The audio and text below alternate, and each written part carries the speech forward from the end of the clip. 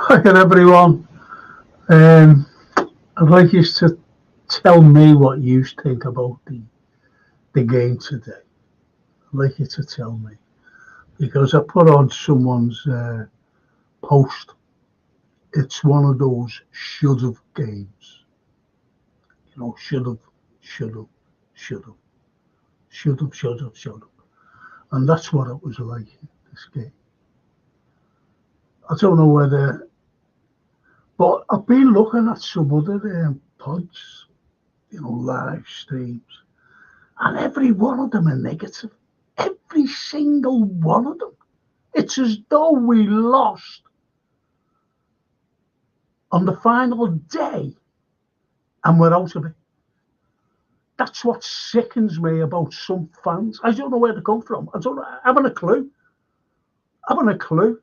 And it annoys me. It annoys me. Absolutely pathetic. A lot of them. And some Americans, there's a cop talking or something like that, talking cop. And some of the comments on there, pathetic. Pathetic. I said, oh, I'm getting off here. Chris Dix, reading the comments. Frank, greetings to you in chat. It's perhaps better talk about films. Who's probably better come. Was bound to talk about a film. Anyway, roll me one up, fat boy. The links disappeared on my page. I'm charging my phone up. Give me 20 minutes. I don't know what's happened. I really don't. I don't know what's happened to them all, to be honest, Darryl. And I'll have you on as soon as possible.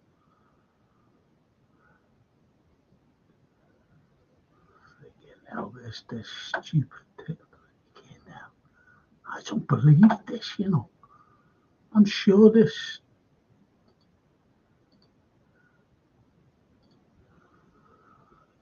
Hi, Frank, hi, Reds.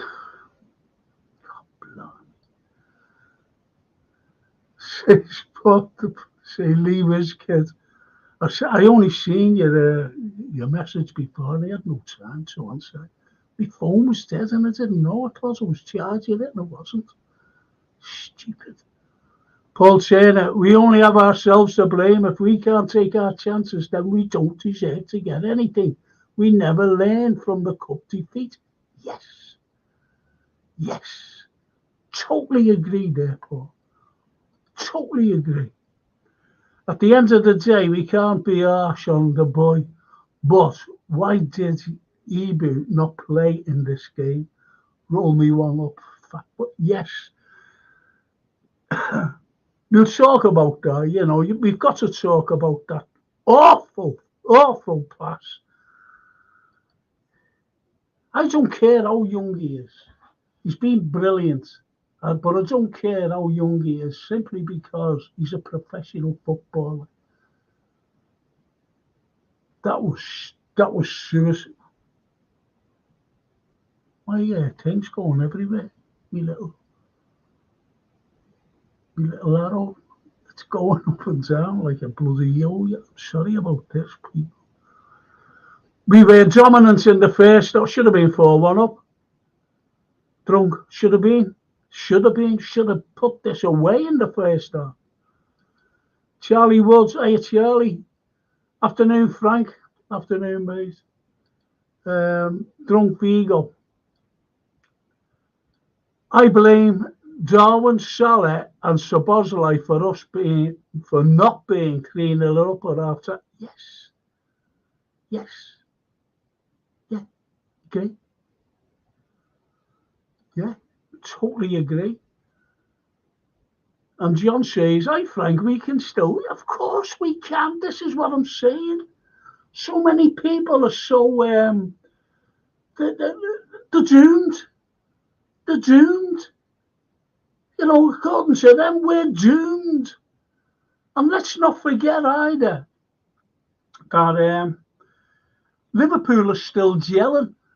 I put on someone's pod How many other teams who changed the whole format of their side, like a midfield, the whole of it, would be where we are today? Any of them. Man City got rid of a couple of players, and they're struggling by their standards. You know that. We brought in an entire midfield and brought in loads of kids and suffered catastrophic injuries. And no one's taken that into consideration. And that pisses me off. It really does. They've given up. Sod them, we don't need them.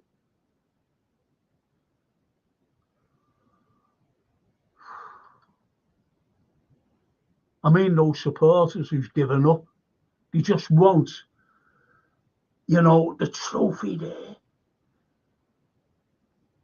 I wanted top four. I really did. At the beginning of the season, I said top four or two. If we can get there and get back in the championship, look where we are. Look where we are. We've already won a trophy. We're fighting for this league. And we're fighting for another one, the Europa Cup. And we're favourites to win it. TW, even if Frank, will put my feelings on the game and I calm down, pissed off. You're pissed off. Tony LFC. Oh, them Frankie, they are. Look at that. See, the man comes in with a chaser. Liverpool could have wrapped us up in the first half, but still up there, mate. Absolutely, Tony. Absolutely. And this is what I'm trying to say. And Gary Rigby, I noticed all the negative comments on Redmen TV. It's incredible what they're coming out with. Unbelievable. And I was looking at it as a coppish. But these lads were coming out with all like, I couldn't even understand what they were saying. I mean, reading, couldn't understand. So I gave up on that lot. Charlie Wood. Thanks, Gary. How can we control the game and still lose? Yeah. Yes. The drunk says, Quansar's bad passing that took the wind out. Yes, that's what I was saying at the beginning. That awful pass.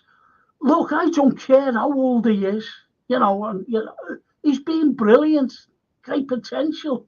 But I want a Canate there. I really want a Canate. What's happened to him? What happened? Why didn't he play? Why didn't he start? And he gives the... Why? It's just... It was sickening. That's the naivety of this lad. I know he's in the learning process. And that mistake cost us. You're so right there, Drunk. You're so right. And the Anfield Roar, good evening, Frankie boy. We all need this. Yes. Totally agree. Listen, people, can you, I know I keep saying this, but can you press the likes and subscribe if you haven't, or if you have a look at your subscription, because it might have come off because YouTube keep doing it. I don't know why. Thank you. And the Red Bear says, I am never confident when we play United, no matter how bad they are. They are terrible. Terrible. Well said, Red Bird. And roll me up. He says, Dom's going, missing in so many games. Where has he gone, in my opinion?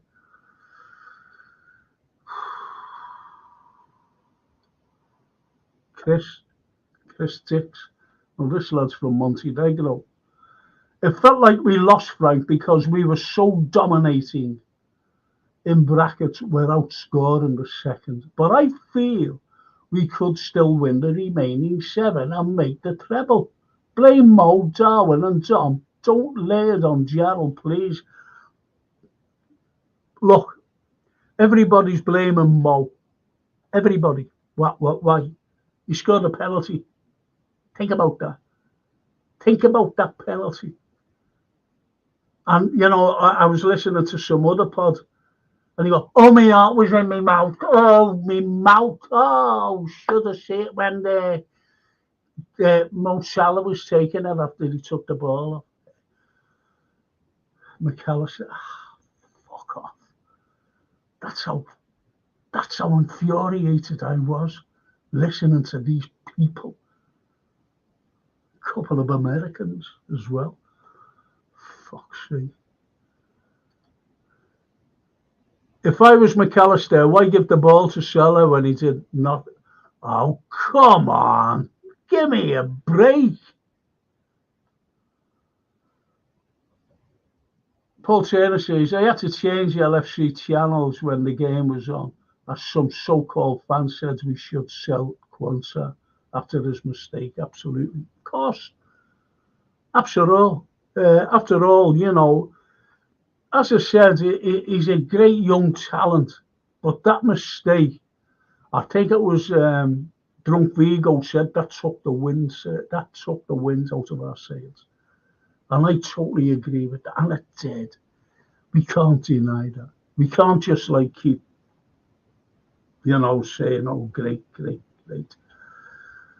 Anyway, Ian McHale, even and Frank and panel and chat. Hard to take that one today. United were shocking, but again we freeze mentally at Old Trafford again. The forwards miss glaring chances. Least we got a point, boys. That's it, Ian. We did. We didn't lose. We did not lose. And please, anyone who's like, you know, we didn't lose, didn't lose. Lose is spelt L-O-S-E, not L-O-O-S-E. That's loose. That's loose. You know, like a loose shirt or a loose pair of kicks or whatever. That really gets me as well. Sorry to go on. Gary Rigby. Why was everyone saying it's over? It annoys you, Gary. It annoys me. It annoys me. As I said, how many other teams in this league could change a whole midfield? They're all new to one another. And look where we are today. Just look at the table. Just look. There we are up there. We're not fighting for fourth, which I wanted at the beginning of the season because I thought, with new lads coming in, especially when we got shut of the other lot, it's going to be hard. It's going to be difficult. That's the way I look at it. No other team in that league. And as I mentioned before, Manchester City, they got rid of a couple of players. And they're not the same. We got rid of a whole midfield. And again, we had loads of injuries. And look where we are. So we agree with you there, Gary, 110%. The Anfield Road. Well, I went and I said half time, we're going to drop points here. Darwin Núñez has a terrible show today. A wasteful display. I bet Klopp kicked them about after that rubbish display. Again, don't forget everybody singing, the other night, weren't they? In Sheffield United, Núñez. And they were wasteful. They were wasteful chances. And that's the unfortunate thing. I said someone is going to be in for a hiding. This is before the Sheffield Wednesday game. And I thought second half today, we're going to bury these because they were that bad. But we didn't. Chris Gerald will know and learn from basic mistakes. I even tell kids of 10 never to play blind passes across the back. But he was sound after. Yeah, he was. Even in the very first minute, if you remember, when he shepherded it out after a bad mistake he made by passing, by the way. It wasn't just the one pass that he gave, later on. It's not the end of the world. It could have been worse. So many fans are negative. Thank you. Naysayers, get behind the team for fuck's sake. Yes, shouldn't have said that, but we can still win the league. It's not a lost cause. Yes. It's not a lost cause. Of course it isn't. Get behind us. Get behind us. Get behind the lads. Get behind Mo. Get behind Darwin. Get behind everybody. Steve LFC. Frank, not going to lie, I'm fucking furious. These expletives. I'm sorry, I have to read them. I don't know what I'm reading, they're just straight away. The decision making in front of goal is ridiculous. As good as Salah is, with his numbers, which are amazing, his close ball control and finishing is gone.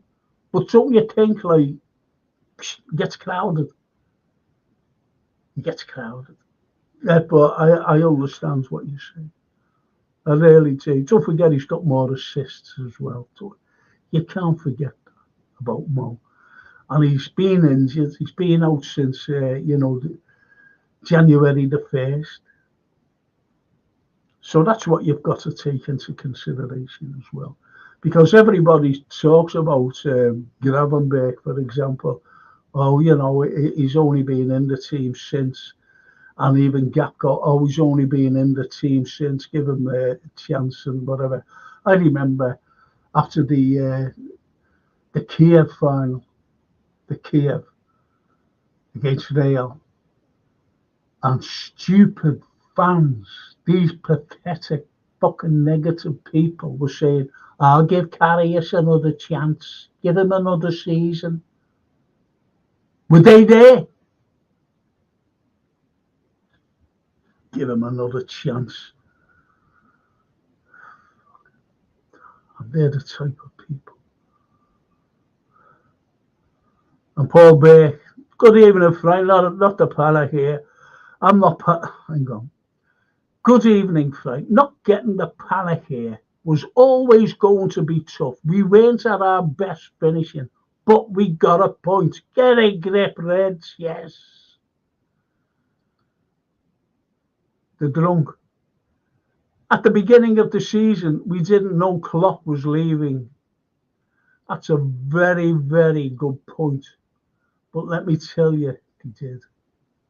That's a little secret. He did.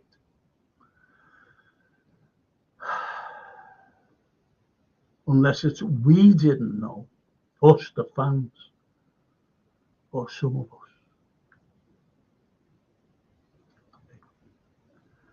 Unfortunately, our side lost control second half with no one taking charge. I feel for Kwanzaa, but I'm not being funny. Young lads should not be played. Thank you. Thank you. If anyone would have spoken to me before the game, if I would have had a post and I seen that name, I would have said, this game's not for Kwanzaa. This game isn't for him. It's too big. This is the most looked at. Don't forget, people have been said, like his mates or whatever, have been saying, do you know what, Joe? More people watch this game around the world than any other game. Even the El Clasico games. That's what he's been getting told. It's a nap. Or he already knows anyway.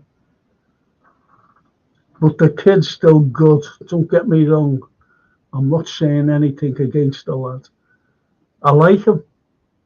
I just like him. Just like him. But Anfield Road, you're so right. Honestly, you're so right, mate. Frank, says Michael J, we will win the title. Another game of being wasteful in front of goal. How many games has this happened? But we're still top. Yeah. And Arsenal have never won 14 games in a row. Yeah. Yeah. The drunk says, and now we are in this position. It will suck if we lose the Prem. Not really. Look. Listen, drunk. I've said at the beginning of the season, honestly, I did. I just want to get top four. I want to be in the Champions League because this particular side of ours, is going to gel or try to gel. So they'd be gelling through the season. Look where we are. The other week we were going after the quad. How many other teams could do that? With a whole new midfield.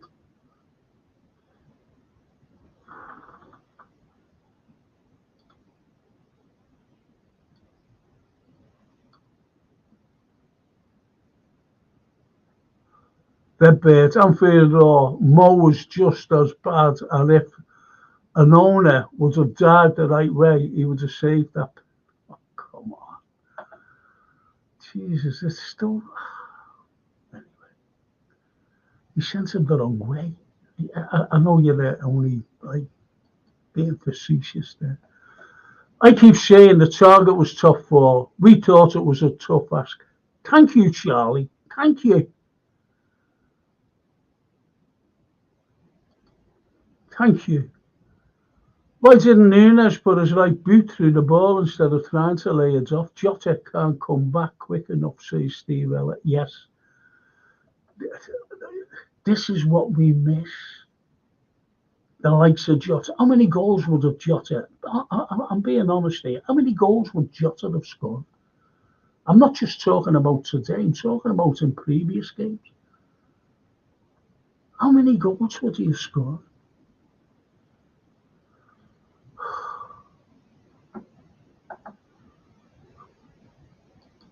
So, sorry about this, boys and girls. I'm just going to go through all these comments, okay, so we can get up to date. So, we could win the league, but Arsenal deserves it more than us. They are a far better team than us, in my opinion, says Sal.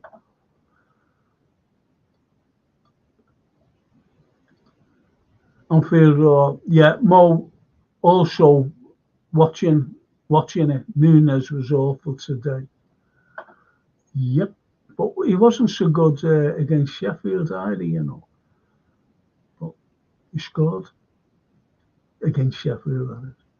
I was a bit negative after that result, says Yusuf. Can't seem to kill teams off. I want to know why Quansah didn't play versus Sheffield and Kanate played today. Good point. No, that is a good point. That is a good point, actually.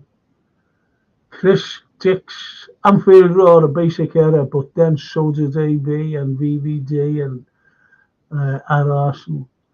He is sound. Leave Gerald alone, please. Was sound after that.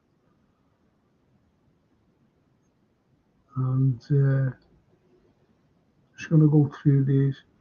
I've started to turn the live comments off when the game is on because they are absolutely way over the top. Embarrassing, says Paul Terry. Thank you. You said, Frank, did we look better or worse after the subs?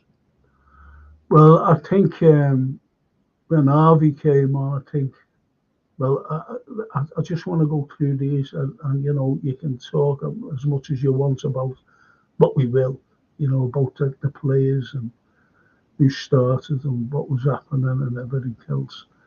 So just let me go try and get through these. They had no defence. We haven't smashed these to pieces. Why we haven't smashed these to pieces beyond me. So Bosley, well, where can I start? He needs to do more when in possession, says Steve.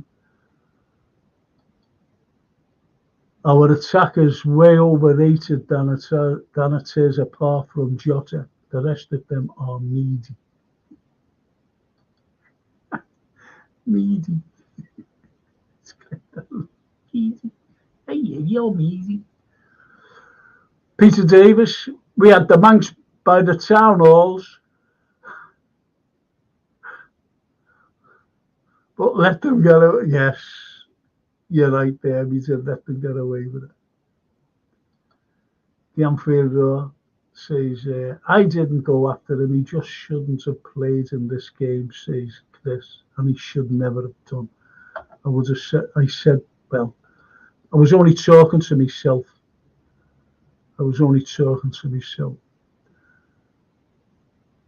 So Bosley has been a waste of athleticism so far this season. Overrated right now, bro, says the drunk. Salah didn't do much other than the penalty that Elliott earned. Just look at the shots on target, stats for and against. Last 2 games against you. Yeah, says Steve. I still say someone's going to be in for the iron. Someone's going to be in for the iron. Somebody. They must be. We are not out of this by a long shot, only scored because Maka gave him the ball. He did nothing, Frankie. This fasting is affecting him. Yes, totally agree on that as well, Romy.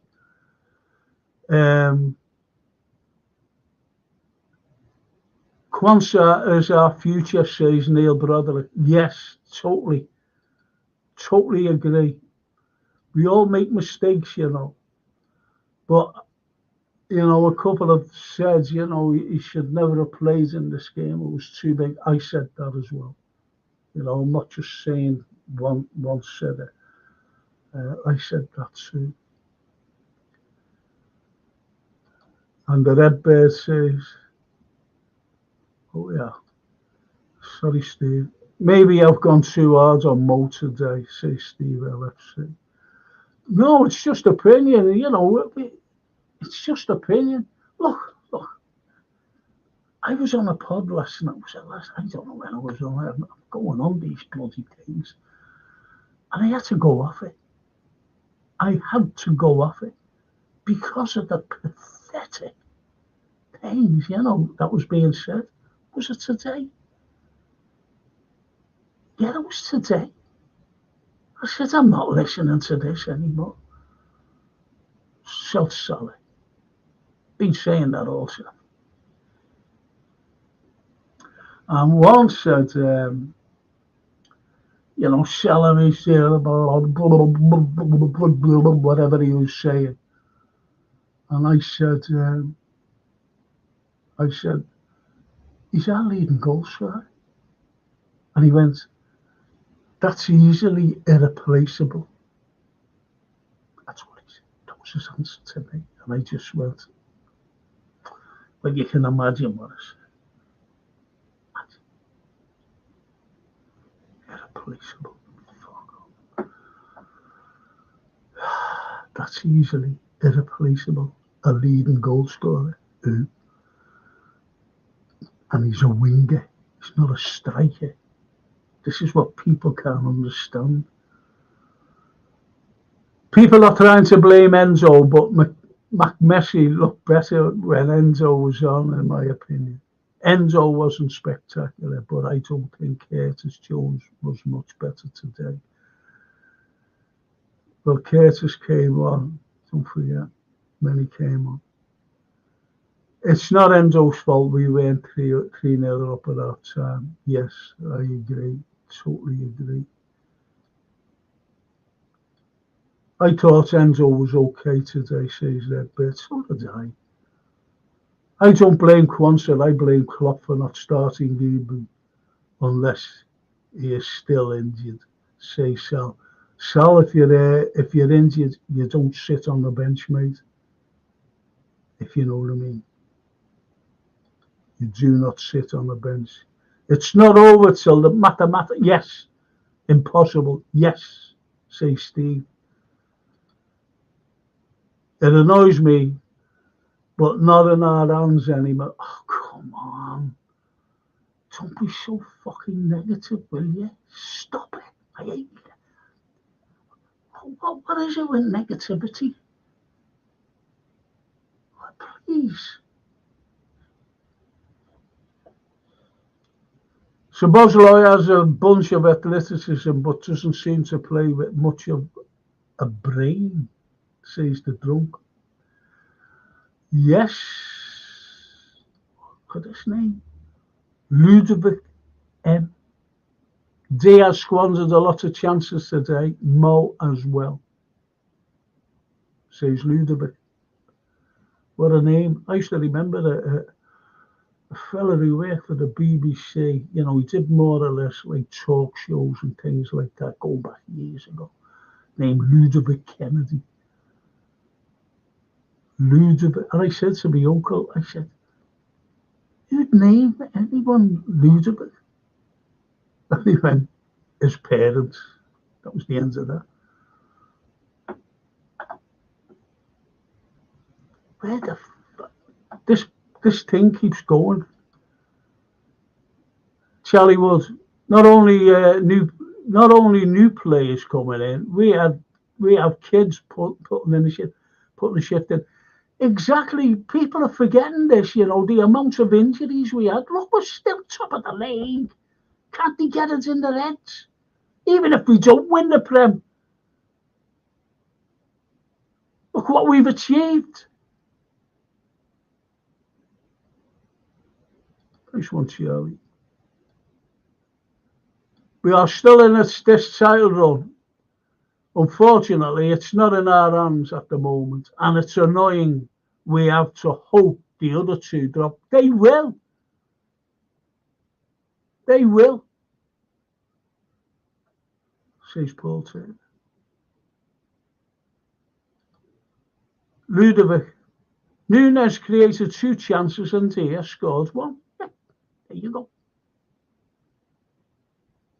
There you go. An assist. When people say it's over, I think they should say disappointed. That's a better comment. Yeah. Yeah, Anfield Road, 110%.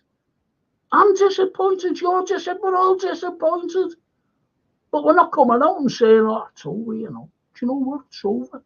We're not going to win the thing. Fuck off. Sorry to swear, boys and girls. I know I'll get banned.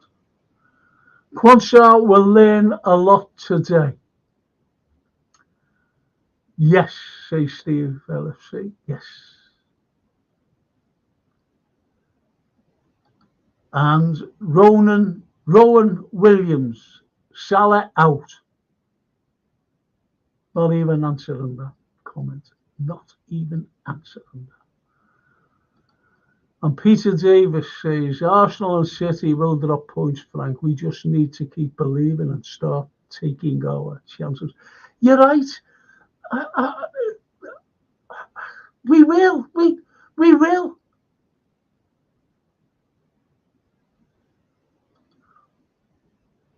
You're right, Frank says, Steve LFC. I wonder what I was right because this. Whatever. Thanks, Steve, whatever I said. Neil Broderick, hopefully it gives Ten Hag a bit of credit in the bank and hopefully United keep him next season. Fucking hell. Yeah. Yeah, no one's ever thought of that. Ten Hag kept his job. He goes, isn't it?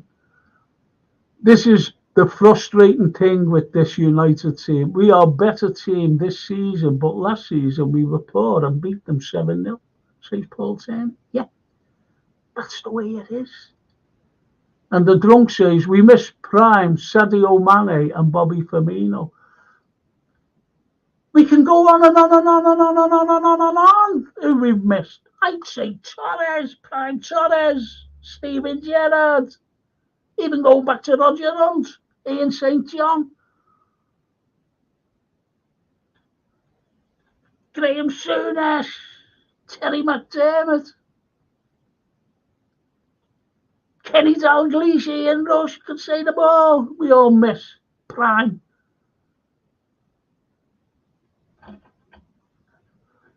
Jeez. Come on, drunk. Come on.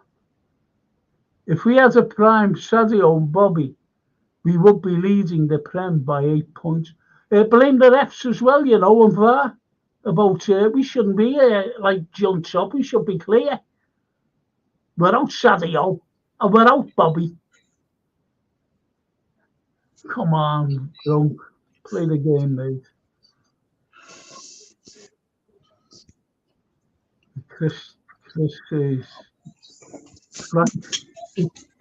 Frank Furman, sorry.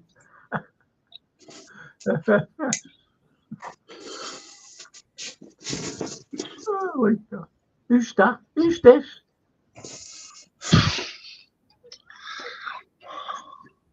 God blimey. There's the Eggman. Hey, got a new moustache. Oh, Jesus. I don't believe it. I don't believe it. I wonder where Lee is. And Rowan Williams says, if only him. Roland Jota and Dans, says Mark Simons. Steve LFC. Jota will be the difference. Yes. And F. Carrius. Yes. Listen, we've got. Oh, sorry there. Sorry, I'm awfully sorry, Queen, for swearing, that is. I only listened in on 5 Live, Frank, but I have to say today, it seems we lack the clinical finishings.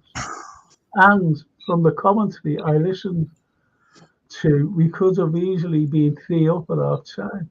Yes. Please, we managed to get back to 2-2 at a point. People who haven't said that yet, Dorothy. People haven't said that. 4 minutes, was it 3 or 4 minutes to go?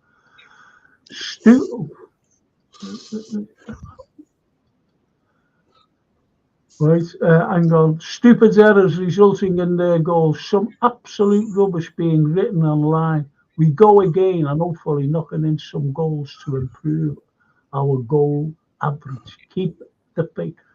Dorothy, mille grazie. Mille grazie, signora. That's a crack. Oh, come on. That's a cracking comment, Dorothy. Thank you. Thank you, Dorothy.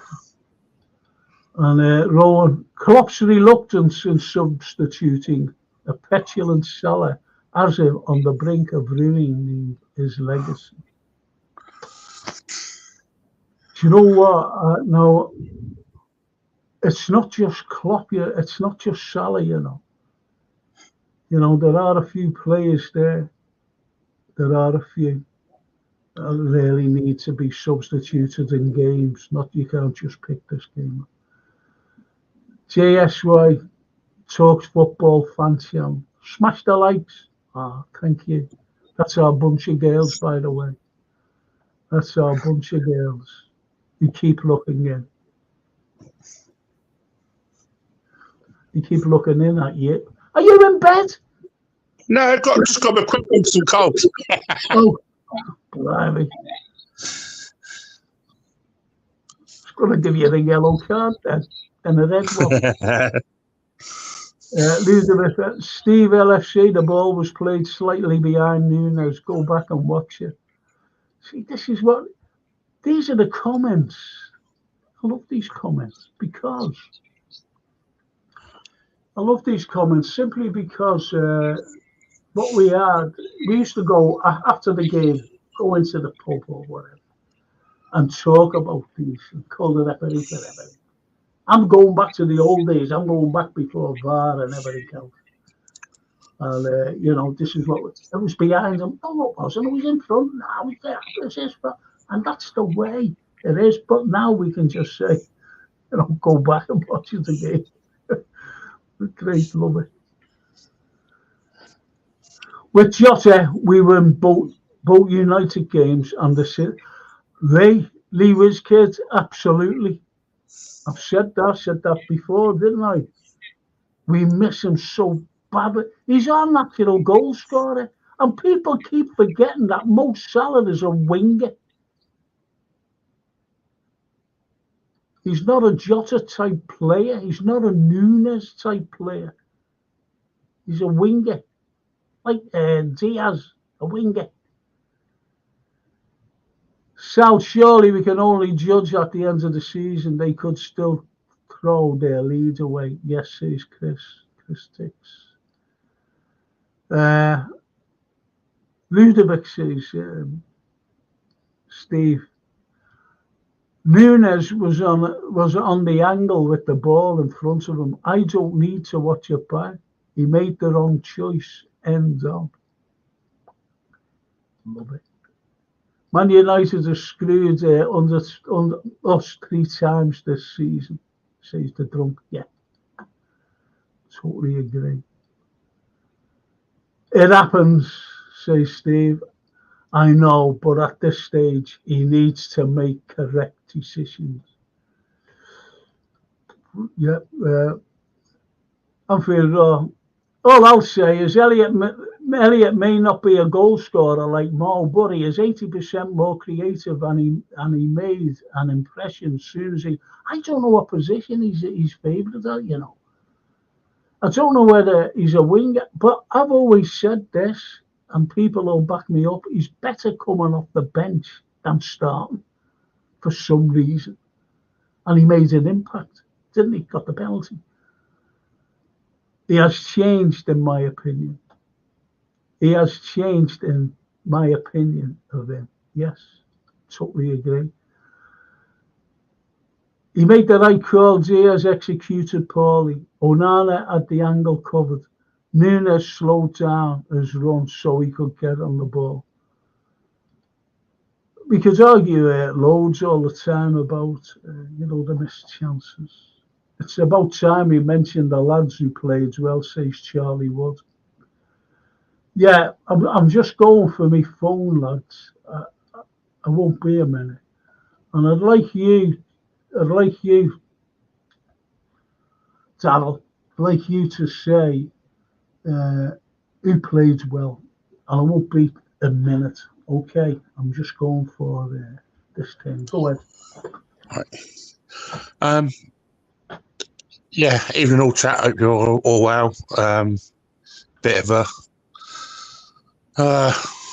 can't really say too much negatively, but because we didn't lose the game, but it's not the greatest of results. But I think a couple of standout performances, maybe.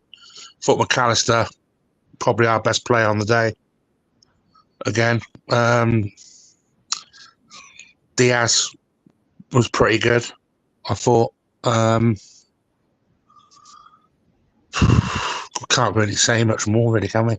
Elliot was a bright spot when he came on. That's about it, guys. But we need to take some positives out of the game. We didn't get beat. That's all you got to look at, really. It's not a loss.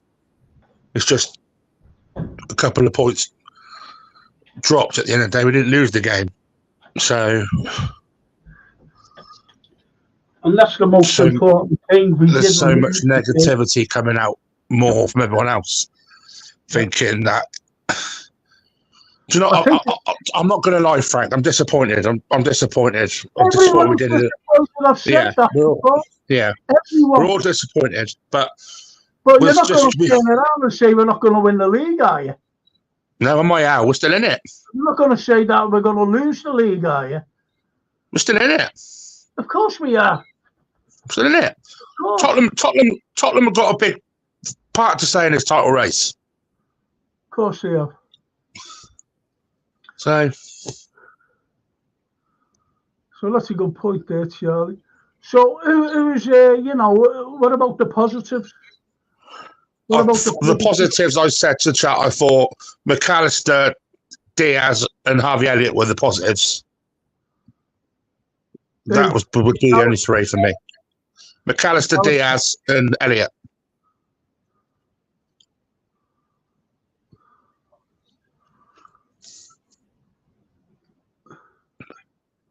Oh, the realist Scouser says it was on last night at 12 Man Stream that was getting debated. Pathetic. That's why I walked it. Yeah, last night, yeah, you're right. I say, I'm not listening to this garbage. Not listening to it at all. You should have heard them. Pathetic. And this is before the Man United game. You can imagine what they're saying now. Jesus, get rid of every fucking one. And Andy Nugent says Maka is a player of the season for Liverpool. A player of the season, a player, absolutely. I'm going right down. And Steve, let's see. City and Arsenal will drop points, I'm sure of it. And Ludovic says Endo passing was sloppy at times. Real Scotia, we have the best attack in the league, supposedly, according to our fans, and we can't put a 5 versus 2 chance. Yes. Yeah, you're right. Negativity. Oh, yes. So says the drum. We are the invisible man here. Anyone remember Dominic Solanke, the player Liverpool didn't want, and this season he has 16 goals from 32 shots on target, 52%, and I think 10 goals from 71 shots on target means 14%. Don't be surprised. I don't want him back at Liverpool, I'm being honest. And I think Hughes will bring out the buyout clause for him. How many times this season has this happened? Quite a lot, says Real Scotia. Yeah. And don't forget, as I mentioned about the injuries, as I mentioned about this whole, plethora of midfield players, you've got to take into consideration the injuries. And also VAR and the referees' decisions. Come on. I'm not saying that to you, realist. I'm just saying, how many times this season has it happened? Mark Doyle. Canete should have started, no question. That's no detriment to Quansah, who's a fabulous prospect, and I'm glad you said prospect. He is. Mo has missed far too many chances through, but he's a massive influence on the younger lads. It's still in our hands with the last 7. We're champions. Mark, I've got to say, I can hardly walk, unfortunately. And I couldn't go to the lovely Louise's service. I couldn't go. I was asking Francine where it was, and she said it's up in. It was up in Bury. That's a young girl who died. Who did everything for everybody else. Beautiful young girl, and she died on us.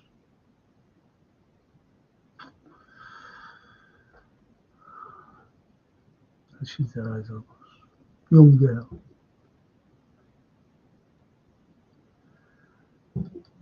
Thanks, Mark, for that.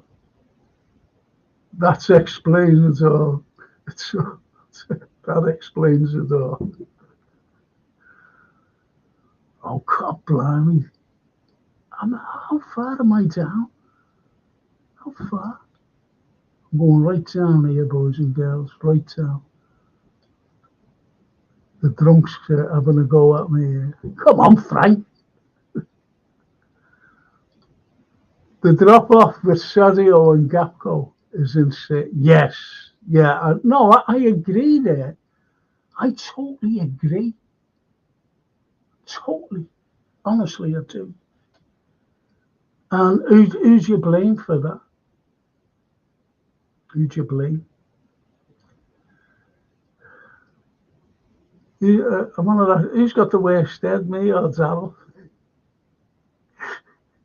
I've only done this for Lee. Oh, I don't know where he is. I don't know where he is. Dorothy says, oh yeah, looks like the moustache started all over Darryl's body.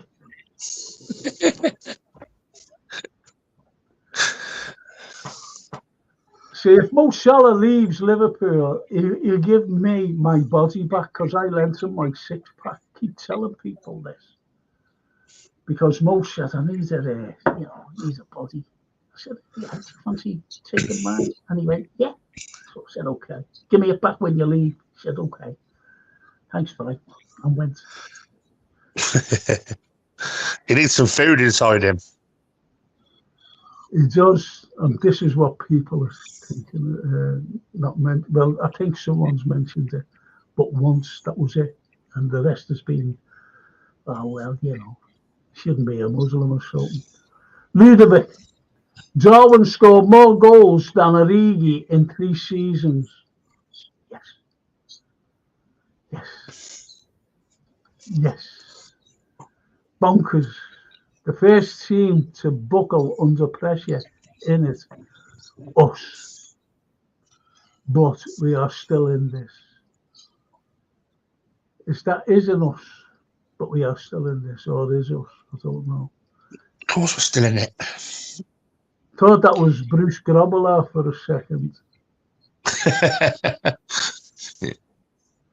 Says you said. I know I get taken for Brad Pitt and George Clooney and everyone. I had to take my face off, Frank, because I don't like looking at my body like that. All right. Who's you there? Kieran McCarthy, LFCCC, yes. And Steve LFC, Jesus, Darryl.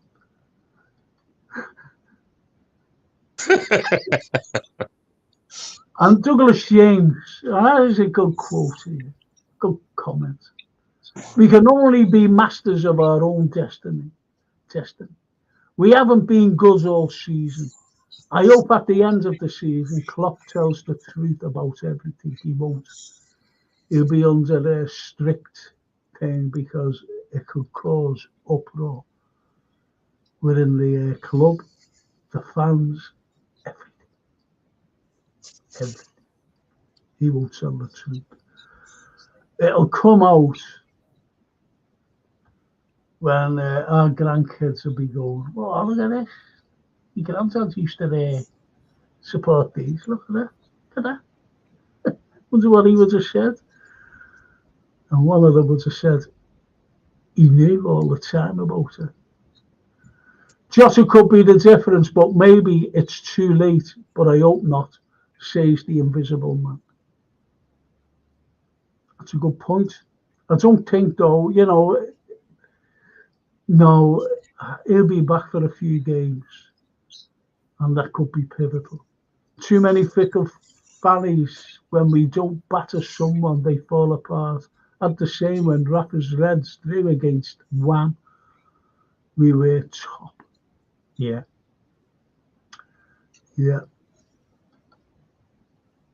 If Klopp ends up leaving with only one Prem, it will be criminal, says the drunk. Well, who's you blame? Do you blame? Now, I've always said this. Drunk. If the owners would have given him the money, but don't talk about financial fair play garbage, because we don't spend millions. But don't give me it, please. I'm not saying you drunk. Honestly, I'm not just getting at you there. Honestly, I'm not. But it is criminal. And what you've got to think of, I've said this numerous occasions. We didn't sign a midfielder in 4 solid years. 4 solid years. The last signing was Thiago. That was the last sign. 4 years. Think about that. So who's at fault? Because I know Klopp was wanting too many. No money for him. He was wanting Bellingham. No money for him. And yet you're getting all this spin about Caicedo. He had no intentions of signing him. You know, think about it. Mamma mia. Love the Tash Darrell, says Steve LFC. Cheers, Steve. Watched it on the news. It sounds like Liverpool were getting battered. Liverpool fought back to equalise, says Charlie Wood. Yeah, it sounds like Liverpool. But as the lads, me and everybody else said, you know, we should have been 3 or 4-0 up at half time. Should have been. Smash the lights for Frank, says Peter Davis. People up the Redner. Smash the lights for Frank, people. Up the Redner. Thank you, Peter. Thank you so much. And I've got 4 likes there. Someone might like. Come on, everyone, like it, man. Fernandez gets up off the floor and scores. Unbelievable.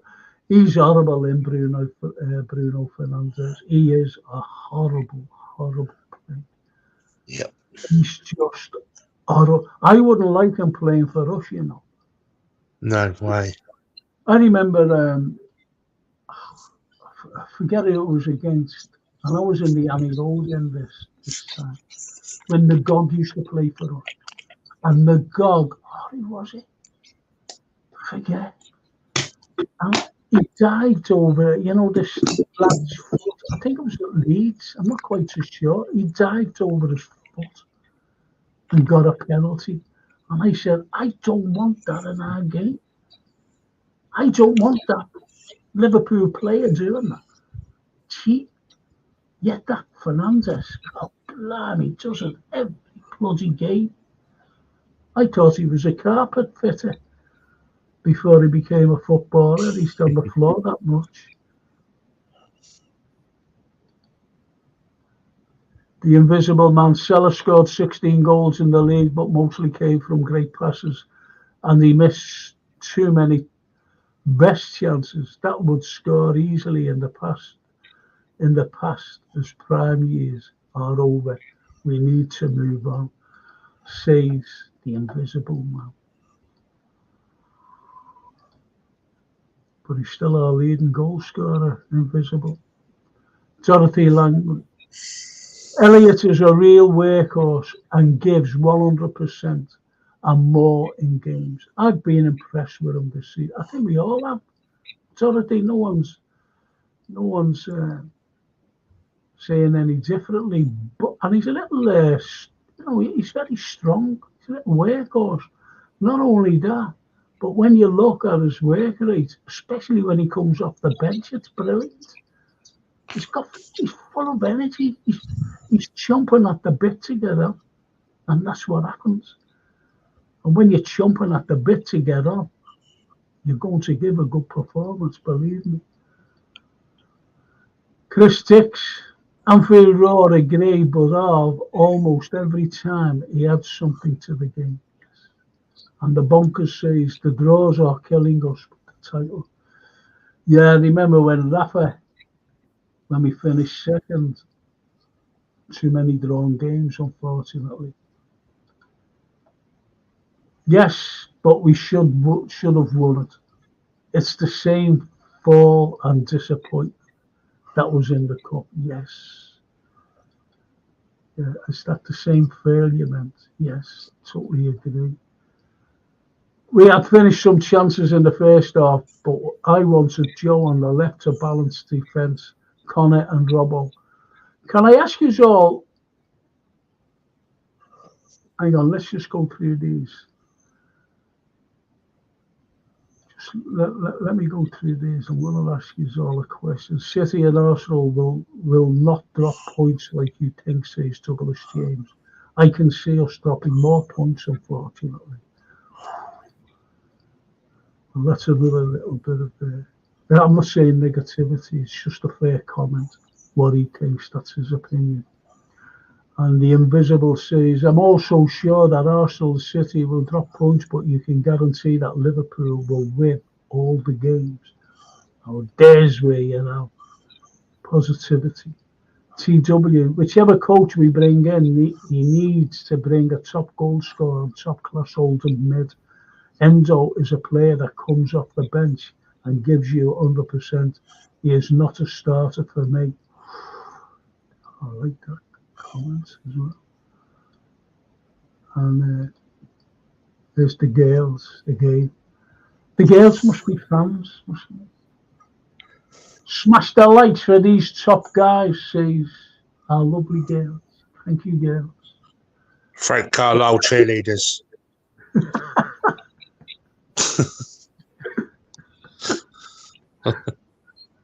Thank you to your cheerleaders. Johnny Richards. Sorry, Frank. Liverpool will win the Prem. Yeah, see, just that. How many words? 1, 2, 3, 4, 5, 6, 7. That's my lucky number. 7. And he's just said it there. Liverpool will win the Prem. Thank you, Gary. The Red Bird. One of the daftest statements I often hear from some fans is, we played the occasion. I know, not the game. Can anybody define that to me? We played the occasion, not the game. Well, you what? Jesus. Oh, blind. You get so.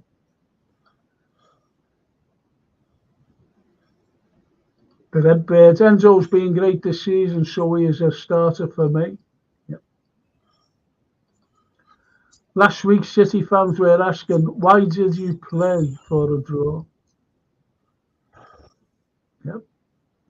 Don't know who that Charlie Wood says. Why did you play? I don't know. Last week, I don't know. How did I get that? No. I really want this title for Klopp. Gutted the players couldn't be more composed in front of goal. Gutted, says TW. And the Invisible. Yes, but Origi barely played. Mostly was sub for 20 or 30 minutes. Yeah. And the Scottish Bears come on. Frank, crazy statistics. If the old 2 points for a win, 1 point for a draw was still in play, Klopp would have won 5 out of 8, 6, including this one. The draws have killed us. Same again. Right, I'm going to ask everyone, including you, Darryl, and I'm going straight to my next kilometre. What did you think of Robertson today? To be fair to you, Frank, that was going to be my next comment was going to be about Robertson. I think his time at Liverpool is done. If I'm being really harsh and brutally honest, I think, yeah, he may bomb up and down. He may go forward, run up and down really fast or whatever he does. But he's lost all that, like, passing abilities to have. Like, he took a few corners today, they're terrible. I just think with Robbo, I think it's time to say goodbye to Robinson. I really do. Yeah. Can I ask some of you out there, you know, about Robertson, please? You know, see what you think of him.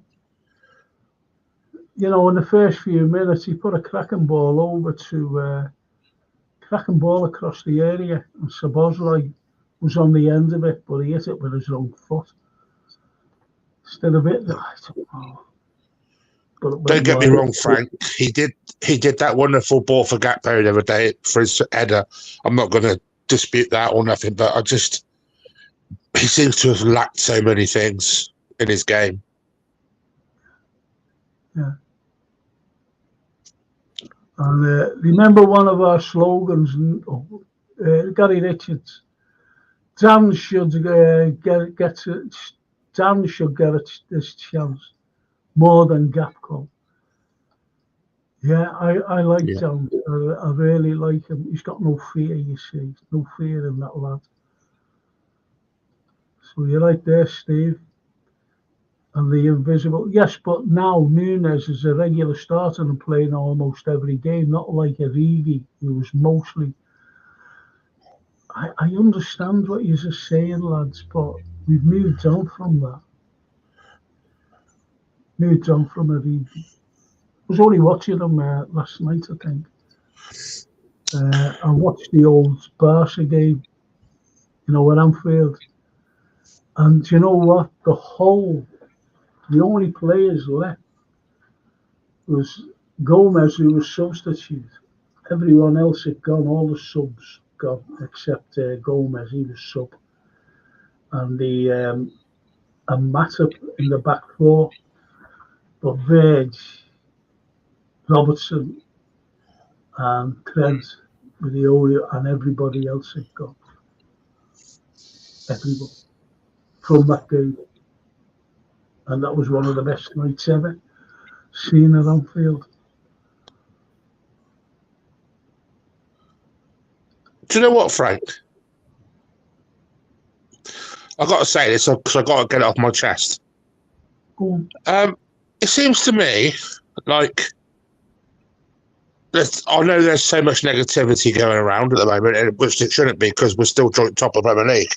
But why is it only people seem to come on when we're only winning games? Do you understand that? Say that again. It's like, where is everybody tonight? It's like they've gone into hibernation because we dropped points. It could be, actually. It could be. I don't know where Lee is. That's because people's all paid off for some reason that people are really paid off, and I don't get that's negativity there where people ain't coming on. It's like chill up, guys. Christ's sake, we're still fighting on all fours for this title. It's not like we lost today. And 33 likes, right? Not 4, mate. Well, I can only see 4 there, you see. The 4 must be off the Gales. Ludovic M. What's Núñez goal average? I haven't a clue. I don't know. 15 goals, 12 assists. Fernandez is a rat, say Steve. Steve Ellis, yeah, agree with you. And the game, look. Smash the lights. Smash the lights. Cheerleaders. Yeah. And Chris Dix, Frank loved it last season when young Stefan B. Batatic, yeah, skipped past Bruno on the 7-0, yeah.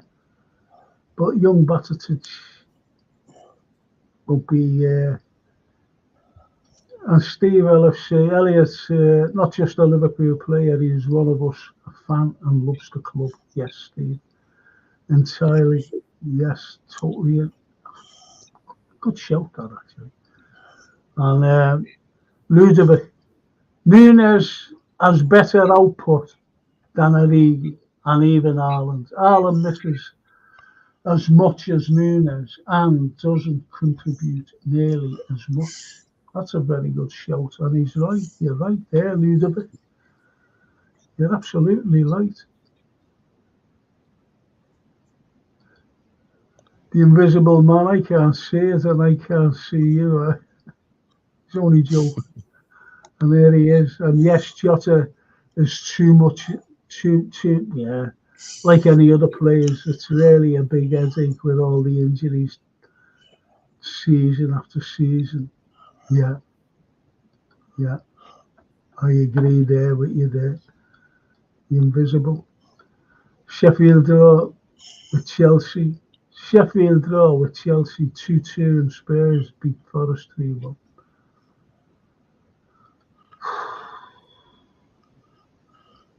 Chelsea. This is what I mean, Frank. Spurs ain't going to let Arsenal and Man City get past them easy. They're fighting for top 4. Yeah. The girls are Leeds fans, Frank. Hello, Leeds fans, girls. I would have liked one of you on the, because you seem very nice. Would have loved one of you on the show, just to talk. And if you've got a moustache, shave it off before you come on.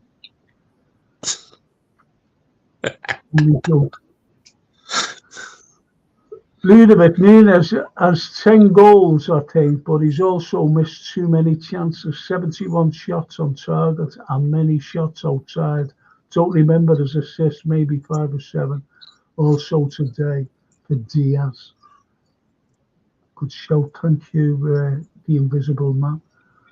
Nunes has 30 goals this season in 4 games. All goals and assists. I'm sorry, I thought that was goal average. Well, there you go. There you go. Ludovic, did you see him today? He could score 1 or 2. You could have scored, yeah. TW, Robbo was average.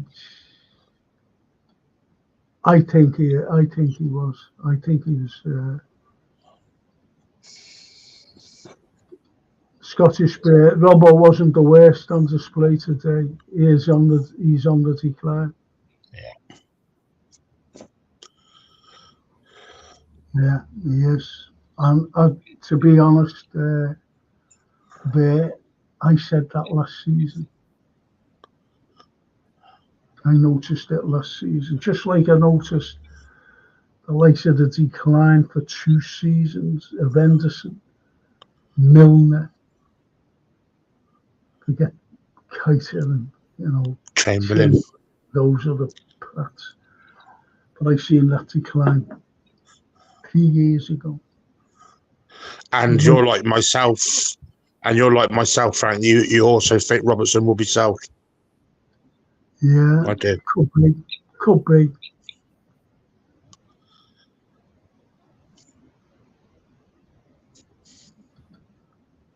Robbo should try to score outside the box. He missed it at City. Who was it against? Sheffield United. It was a City. In front of the goal. And he put it wide. He should have had it on target at least. He was at that angle. And someone said, oh, it was a different angle. You couldn't miss from the angle or at the target at least. It was terrible. Anyway, Robbo has been brilliant, but he's past his best. He's the Redbird. Yeah. Origi was awesome in the semi-final of the Champions League against Barca with 2 goals, and he shouldn't had to play and also scored 2. Also scored in the final. Yes, in that Barca game, he had 2 shots, 2 on target, and 2 goals. They were the stats. Brilliant. He also scored that winner against Everton as well. Yeah. That mad header off the bar. That was crazy, that. And a static moment for me. We need more from our fullbacks. Goals as well, says the Bonkers. Yes. Yeah, I agree. Totally agree. A lot of fans get too depressed when we lose, Darryl, says the Redbird. I agree there. There's more to life than football, the Redbird. You can imagine the Scottish bear sitting there. I was just saying, Frank, I don't like the Manx.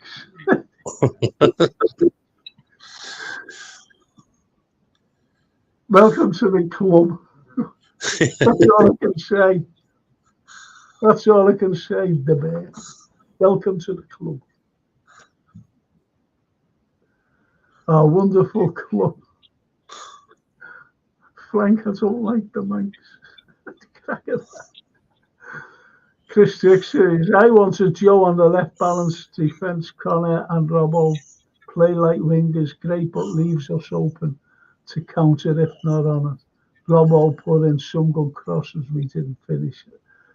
And defence was changed again. The GA is goals and assists. Some live by the stats, but stats can sometimes make a player better than he is, and vice versa. Stats are fine, but they ain't the be all and end all, as some fans think. I think you're absolutely right. That bird, absolutely spot on, mate. Absolutely spot on. Do you know what? I was watching a film today called Baby. Supposed to be a thriller about like someone selling a baby. And I had to turn it off because there was no dialogue, honestly. And all that was this little baby crying all the time.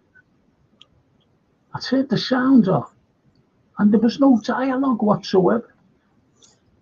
Anyway.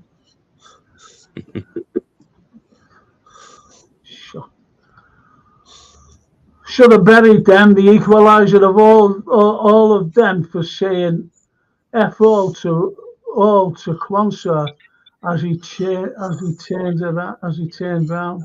This is still on. Thank you, Steve Evans. That's me. You done well to reword that, Frank. Oh, blimey, Craig, honestly, he winds me up, sometimes. Always puts me in a lovely mood. And Elizabeth says, stats matters when we are comparing play. No, they don't. I think that's what Redbird's saying. They don't matter. Honestly. If you're going to buy a goal scorer, you go by the goals, what he scored. You don't go by what he missed. Or you'd never buy him. Would you agree with that, Tom? Yeah, totally. Absolutely, totally. It's what also the one thing that annoys me at the moment is, like all these Sky Sports pundits are saying Liverpool, it's like they're all changing their mind left, right, and centre now. They're all going, Liverpool winning the league now. Liverpool definitely win the league now. These players of ours, they watch all this stuff, they do watch this stuff. Our team are going to get panicky when they do watch, say stuff like this. It gets into our heads. It will get into our heads at the end of the day. Now let Arsenal have that problem. Let Arsenal have that problem for a change. Stuff it. Yeah. They've been very lucky with injuries, haven't they? Yeah. We've been unlucky. Arsenal haven't lost hardly any players. Let's be honest, who they lost for a long time this season? Maybe Thomas Partey doesn't play a game, and maybe Jesus who doesn't get in anyway. Apart from that, they've lost nobody. Yeah, exactly. And Chris Dick says, Darwin causes problems for all defences, even if he isn't scoring. Assisted Luko's goal, and he did, yes. Liverpool starts off bad in every game, says Charlie. They seem to struggle for the first 15-20 minutes before they start to get the rhythm. And that's one thing I don't get, Charlie. I really don't get that. We're a collective side who should be right there, right there, from the moment the whistle goes. We've only done it a couple of times this season. My neck's killing me. It's Do you want a bending massage, Frank? over. It's bending over. And, Do you want a nice massage? I'd love one, to be honest. I'll send you one over. Make sure she wears her heels.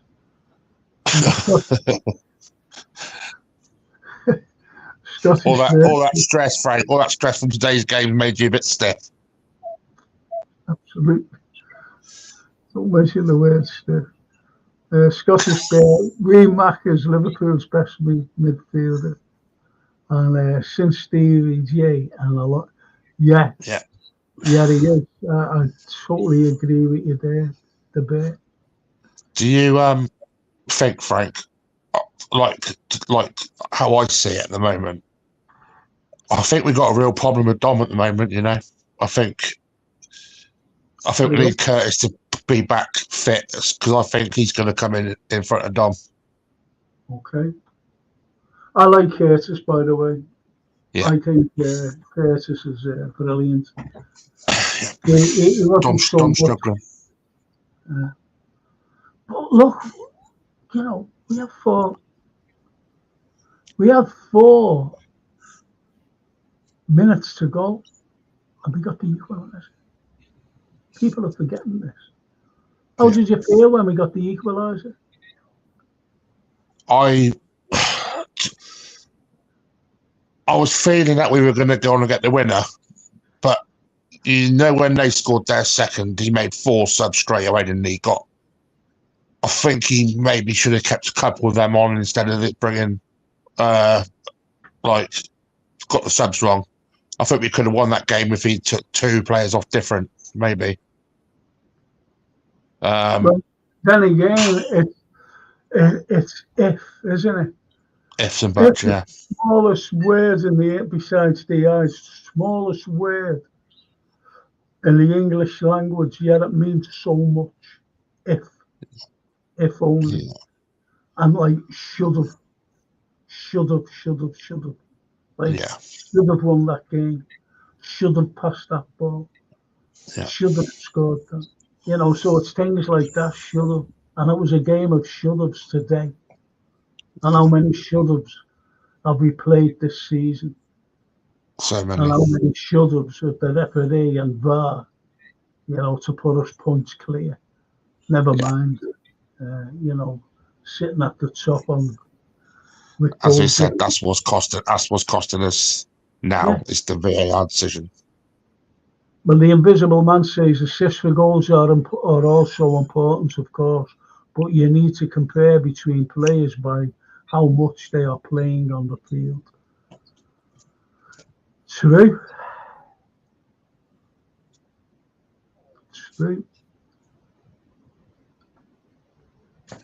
Charlie says Robbo would get more assists if he scored more. Like the one today for Sabozlai. That's true. Bunker says, is Anthony Robinson from Fulham better than Robbo now? You like that Robinson, don't you, Darryl? I want from Fulham? Yeah. Yeah, I do. He's good, very good player, but I still think the one from Leverkusen's better. Grimaldo. He would sit up. Ours perfect, to be fair. I know he's 28, but still decent. Well, I want to ask the lads, and as the drunk say, more to life than football, absolutely. So right there, the drunk. Yeah. All right. So much blasphemy on here, bro. You're talking about me, drunk. So much blasphemy. Blasphemy. How is it blasphemy?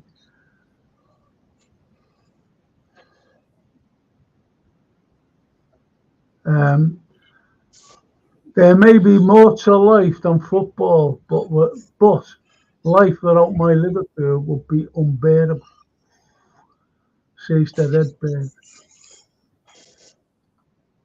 Where is Stato K-Mac tonight, says TW.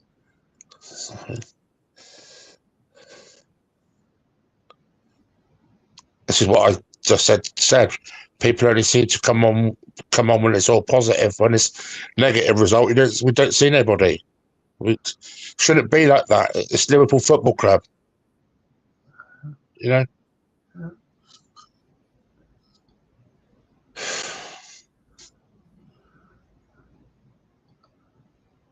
The Scottish player, Liverpool will bounce back. Don't be surprised if Liverpool wins out. Klopp and Liverpool are at their most dangerous when everyone thinks they are out.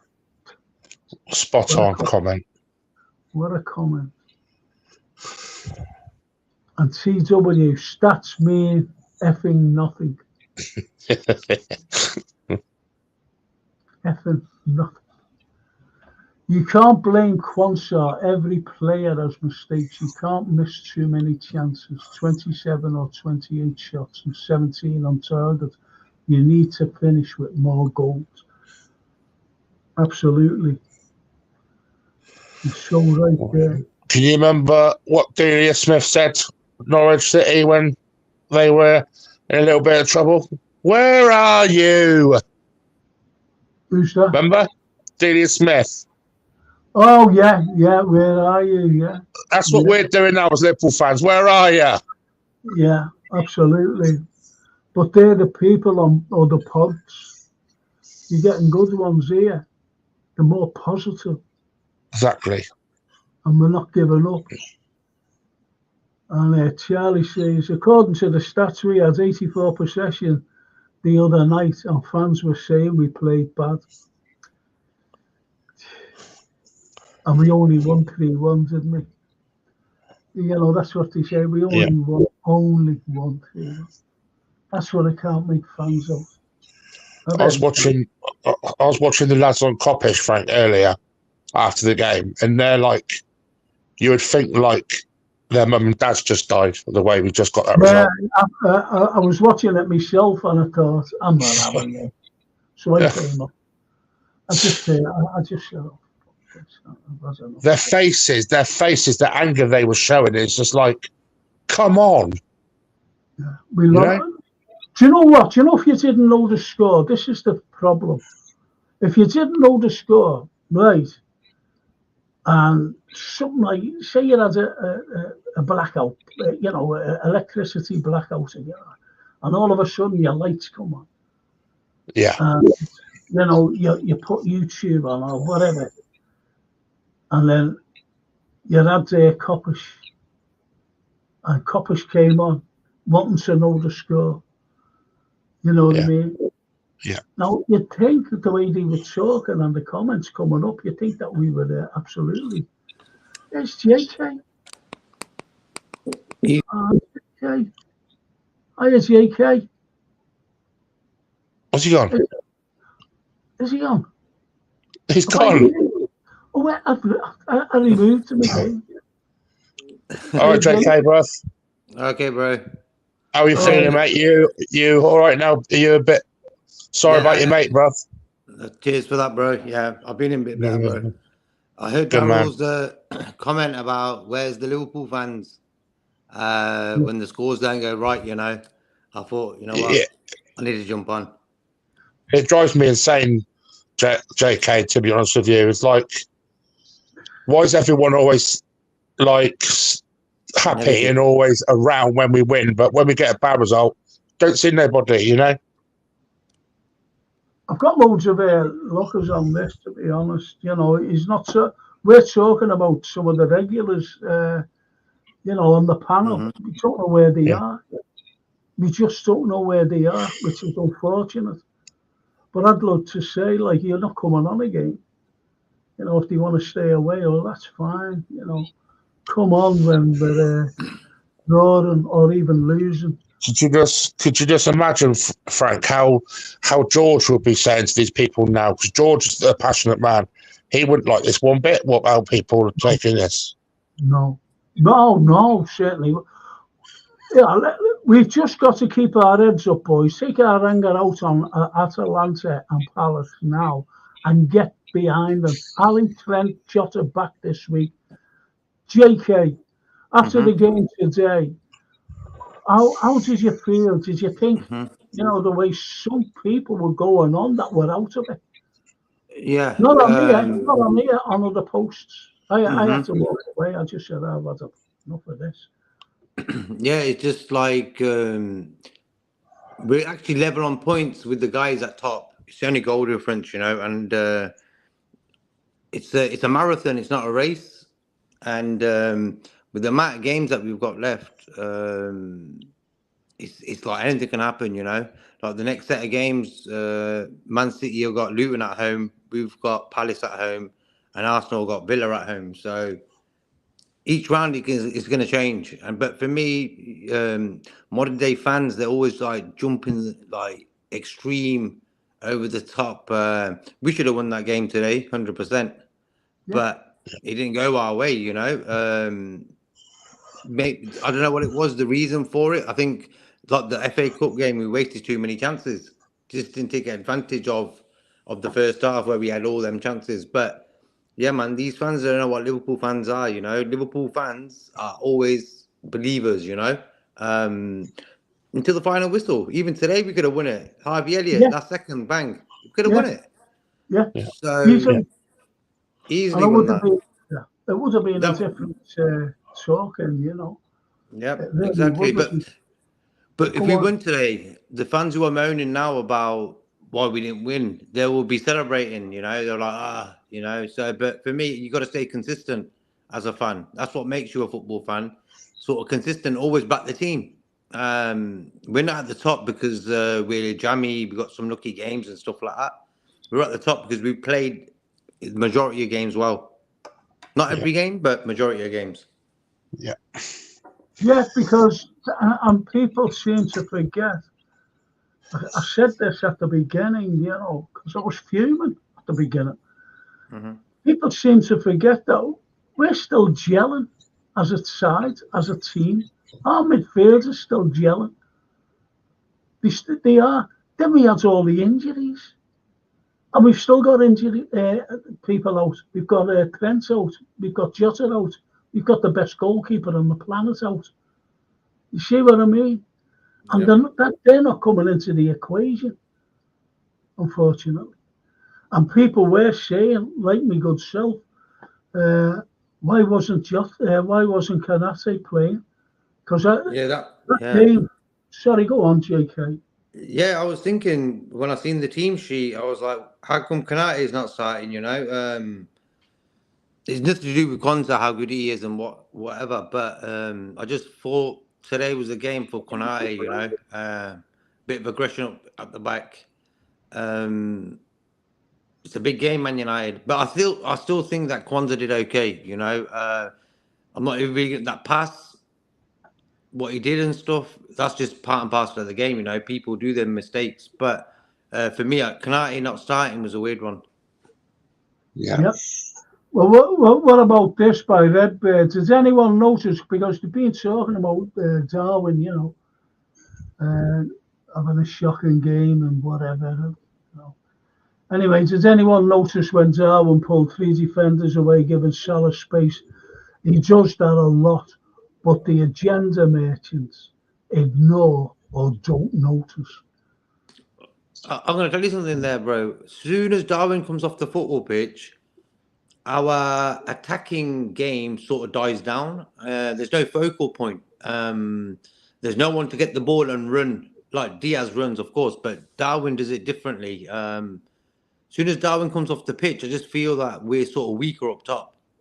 Darwin's always sort of getting around and could get a goal. That's the thing with Darwin. He's not consistent, but he can get goals. And for me, I think Klopp's bought him off pretty early in 2 games now.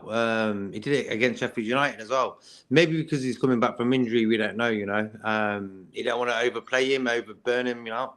So, but I just feel when Darwin gets off the pitch, we're not looking as good.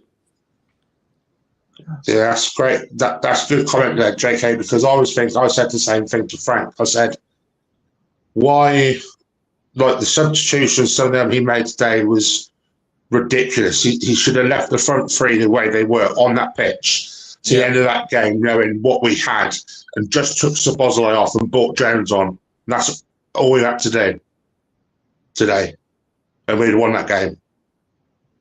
Thing is, when Jones came on, he couldn't find his feet. He had that Gravenberch, the Gravenberch feeling, not finding his feet. I think with a game like Man United Liverpool, you've got to be mentally ready before you get on the pitch. You can't catch up, you know. And I think Jones got caught a few times, you know. I think too early for him to start the game, but I think Endo as well. Maybe he weren't fit enough to last the game as well. That's the reason why he came off. So, but Elliot again showing he's a proper Liverpool fan, you know. Yeah, showing his prowess, wasn't he? Again, and the penalty, obviously, the penalty. He does bring a lot of energy when we seem to be, you know, losing it a little, and he just come on and he creates. And this is the beauty of young. But I've always said, and you know this, JK, and you, Darryl, I've always said he's better coming off the bench than start. I've always said that. What do you think of this? By the realist Scotia. Quansah should never have been playing today, let's be honest. Why did Klopp play Ibu? Why didn't Klopp play Ibu against a dead Sheffield United at Anfield instead of playing him against United, which is the bigger game? JK.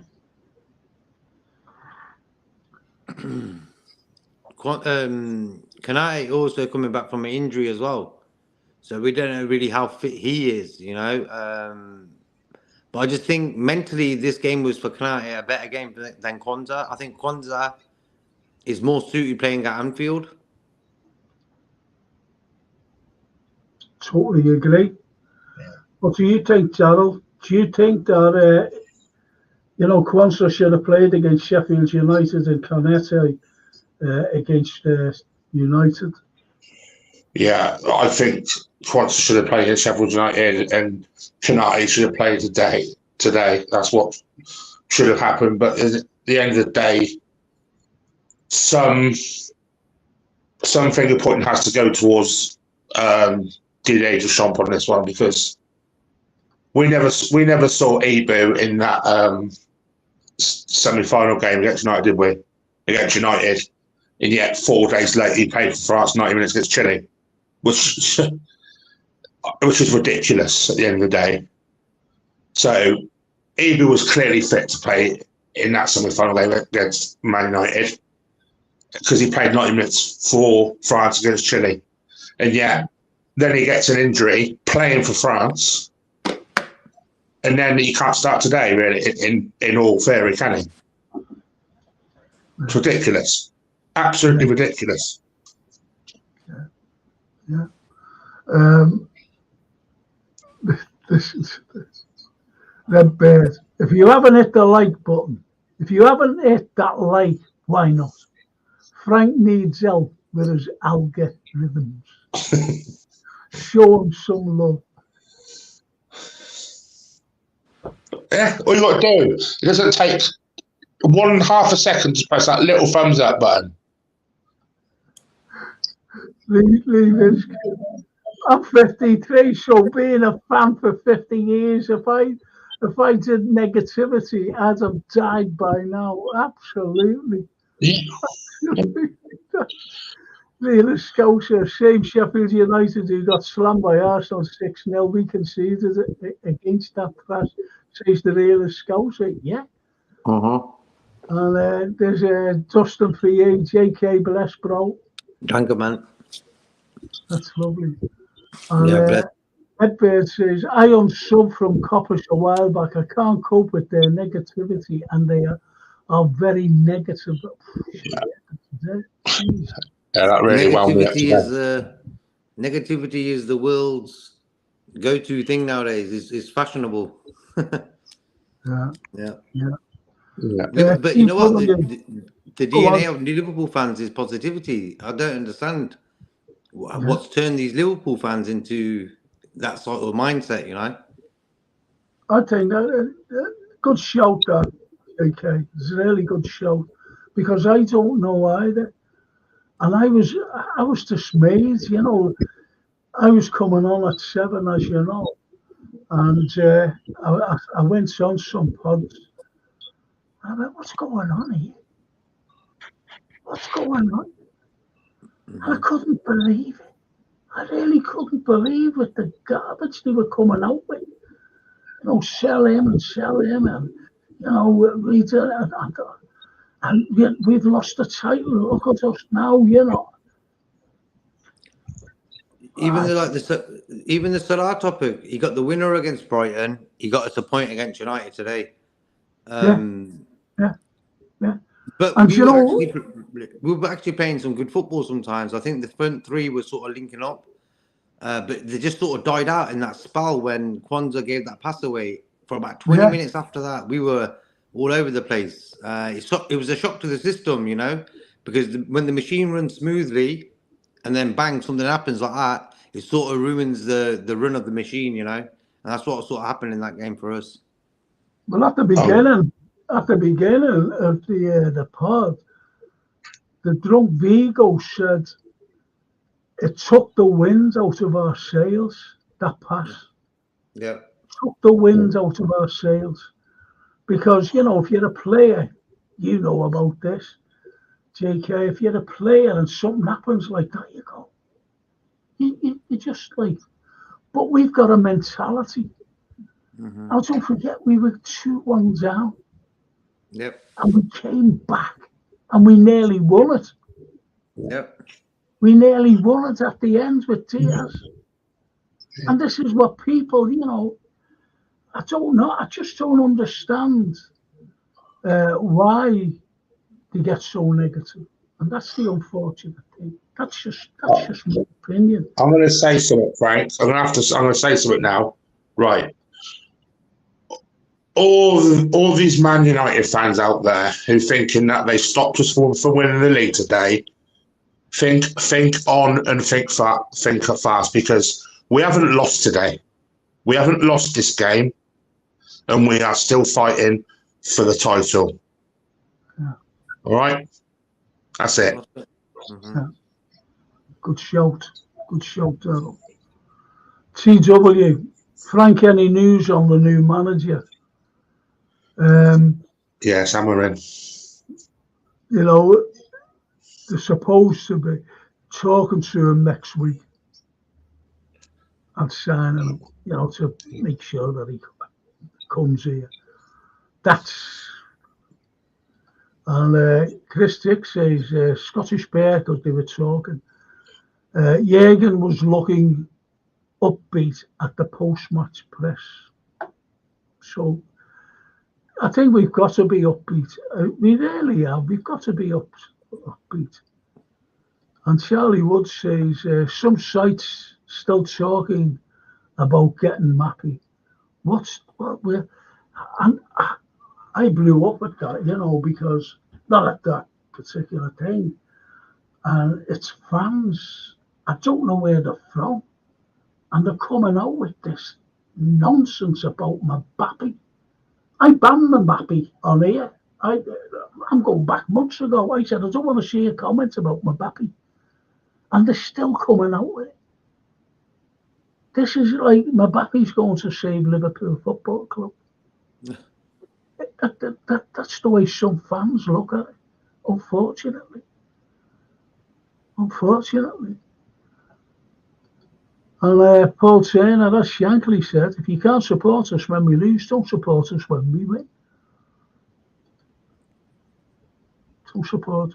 You know, you can criticise by drawing, you can criticise by losing, but you don't come out with such negativity. You know, people said that I've been negative in the past because I've criticised when we've lost. Just criticise. Why did we do that? Why did we do this? Well, they shouldn't be. We should have walked. Where I'm coming from. And you're negative. No, not. Just criticising. But you don't criticise with negativity. I'm not negative.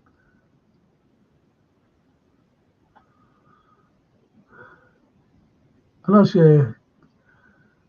Frank Darrell and chatters, it's life. You only find out if you have a friend when you struggle. How true is he there, JK? That comment. Yeah. That's the way the world is. Yeah, that absolutely. Cracking comment. And Dorothy says, I do think, Dorothy's proper, she speaks proper language. I do think that some are unaware of the podcast or forget. Also, Sundays, weekends, doing other things often. That also has a knock-on effect. So maybe not emphasise the old story. But I'm here for you, Frank, and lads and girls. Great comment. Yeah. Dorothy, I always, the only things that I don't do about football is my history show on a Monday night, like tomorrow night, for example. And the pods, we do a football pods on Tuesdays and Thursdays. But if we're playing on a Thursday, we do either a pre or a post match, just like this week. No, I'll be doing a post match anyway this week. After the Atalanta game. And this is the thing as well, Frank. We're all here for each other at the end of the day. We're one family. If we lose anyone close, we're all here for each other, Like JK, we're here for you, bruv, Respect, bro. Respect, man. That's the way it should be. Yeah. Anyone in the chat as well, anytime they can contact any of us. Yeah. No problem.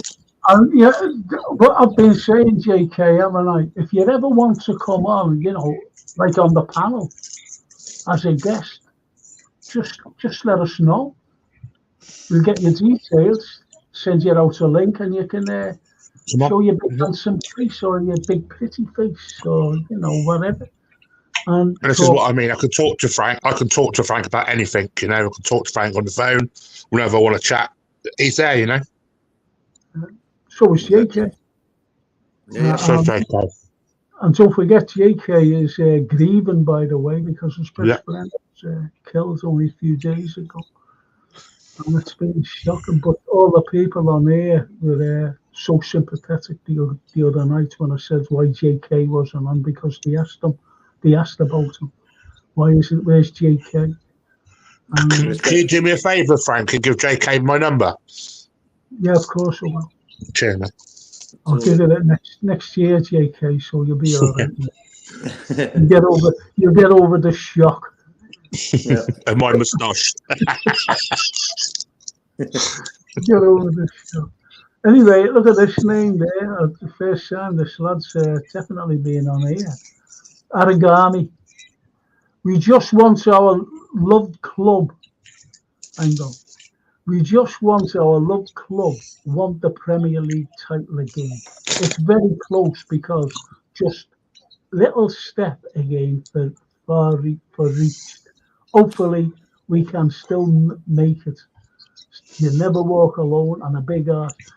And I wonder where Origami's from. I wonder if he's from Origami. That'll put you in mind of Japan, wouldn't it? Yeah. Japan. There was a lad there the other night, against Sheffield, all the way from Japan, and he had this band across here. Oh, he was, proper Japanese lad. Came all the way from Tokyo to see Endo play, and he wasn't even on the bench. Lovely. It was lovely. It really was lovely. Can I just ask the chat, Frank?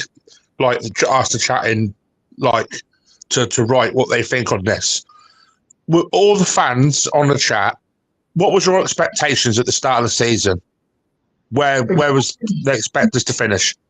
Yeah, exactly. That's been mentioned ages ago. Yeah. But yeah, it is. It's a very good point.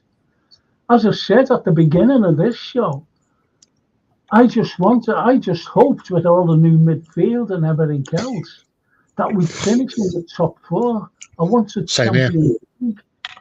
What did you think, JK? What was your expectations? Don't forget, having in mind the whole of the midfield gone and a new midfield coming in. So, what was your expectations? I wouldn't say expectations. I would say positive energy regarding that. Every year we play a Premier League for when the league season starts, that we're going to win it. I've always been like that as a Liverpool fan. It's not like an Aston Villa or even a Tottenham, who are sort of going to be fighting for a league title. Liverpool always under Klopp have sort of been around there. So this season as well, I thought, you know what, I want the league title as well. So, but we didn't know Klopp was going to leave then. But every season when we started, league title, yeah. Oh yeah, no, I understand that, but my expectations really, it wasn't too high. I'm being honest.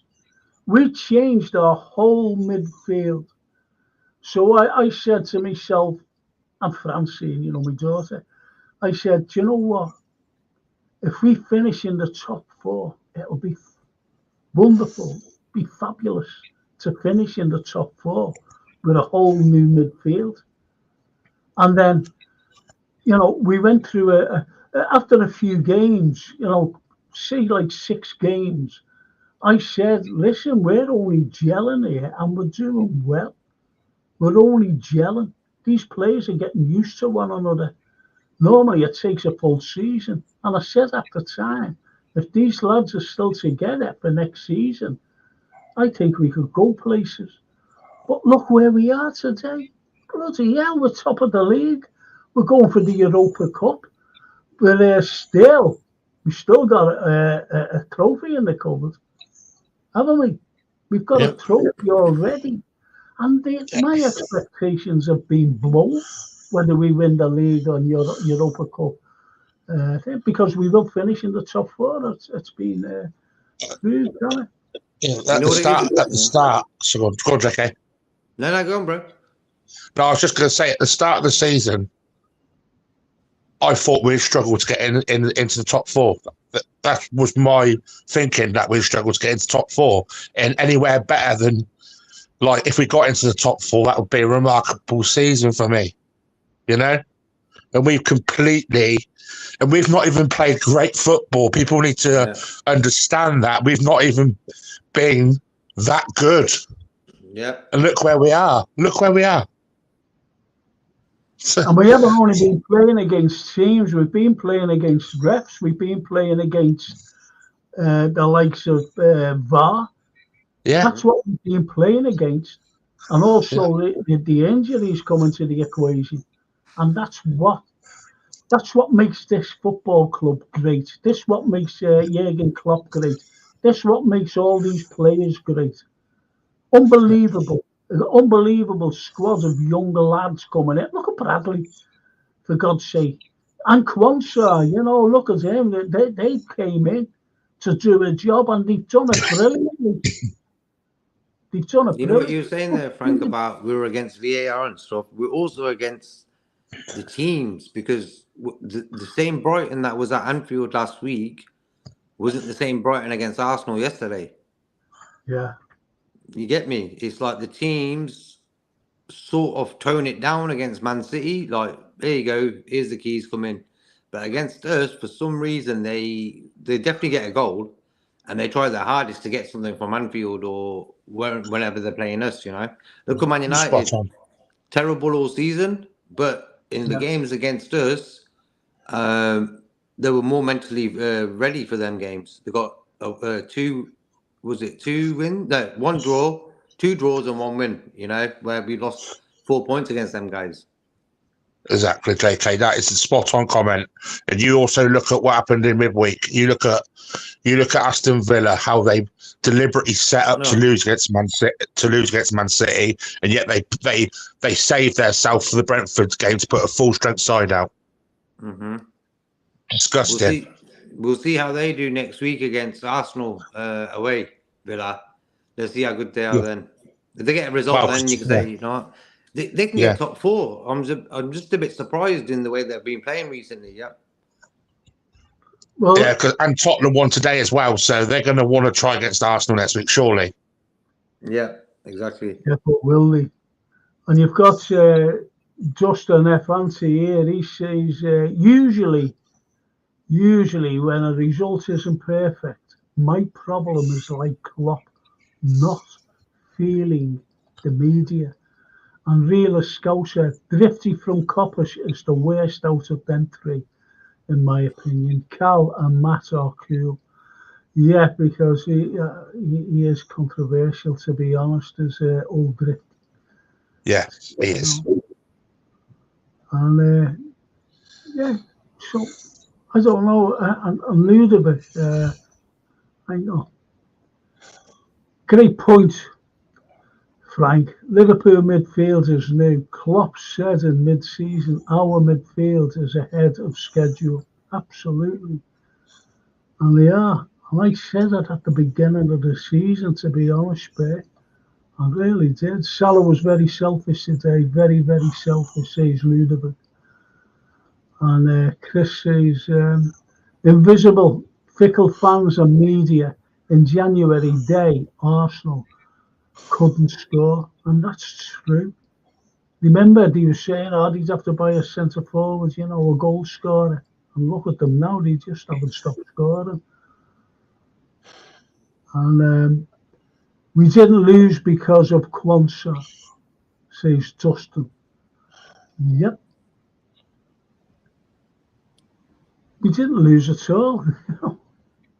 Should have said we didn't draw it because of Quansah. No wide, 72. First time I've seen this a lot. Quash and Curtis Jones are slow and ponderous. If you are only as good as your worst player. FSG is worse than the Glazers. At least they invest in proper youngsters. Yeah. Yeah, but the Glazers also chuck money away on people like Mason Mount and Anthony. So that's another side you've got to think of there, no side. Yeah, but you can't. The lads are saying that the Glazers do spend money. I always remember Marino when he was manager, and he wanted 18 million for their Pogba. I always remember that. Yeah. And he just said, yeah, okay, he gave him it. We were struggling to pay anything, like 30 million for bloody players at the time. So, you know, nice one there, no wide. I think this is also the reason, Frank. This is the reason why they're wanting to get Amorim in, because they know he works on a low budget. You know. And the invisible man, Bradley has 2 own goals this season. You can't blame Quansah. It can happen to anyone. Yeah, it's but it was just a bad pass. We've mentioned that.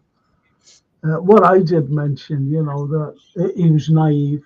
It was a naive thing, very naive, and it took the wins out of us, unfortunately.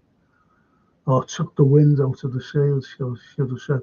With Jota and Jones being injured, that really hurt us, says the Scottish Bear. I think Liverpool would have been way out in front if we had them, if we had that pair available. Liverpool has been really unlucky with injuries. Yes.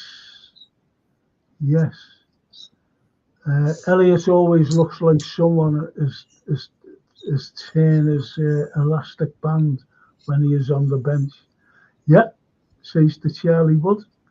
And no wide again. Quansah wasn't even pressured or lost the defensive battle. He actually is a cocky and lazy person that made that stupid pass. You can't train stupid. I think that's a cracking comment. I must admit. Honestly, you can't train stupid. Brilliant. I think that comes from a film. I think I know that 72 is a film buff. You know what I mean? You want to come on the film show? We do on Thursdays.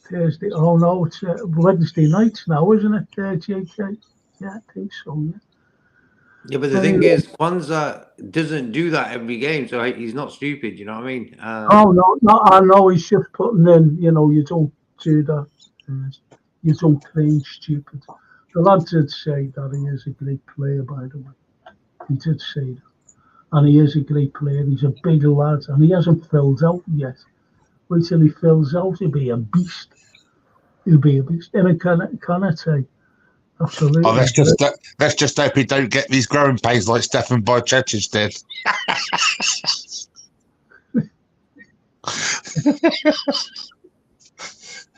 Just in there, Francie. I always say, if I don't do my part, I can talk to the team. I don't know what that means. I don't know what team means there. No, he means if you don't play the sort of well and stuff, you can't really talk to the team, maybe. Yeah. As he says, if the team are crying right now, then we have a problem. We lose. I don't think our team will be moaning about it. We'll go mad about it. We will go mad about it. Even Diaz will go mad about, just missing that chance at the very end, that could have won us the game. So it's things like that that'll, I think, are deterring us, if you know what I mean. I think that's a very good point. Very good team.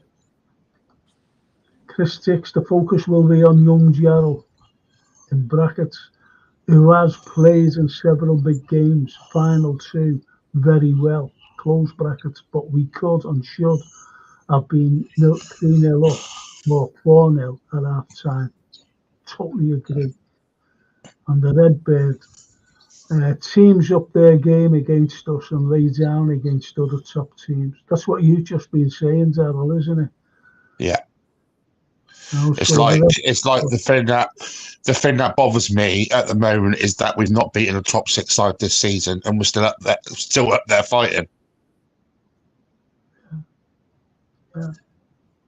Well, I think the invisible man comes back to No Words and says, today at that moment he was awful, but Kwanzaa also had a few games that he was to shine. You can't call it like you want, but it's happened to too many players. Why not blaming the offence? So I understand that.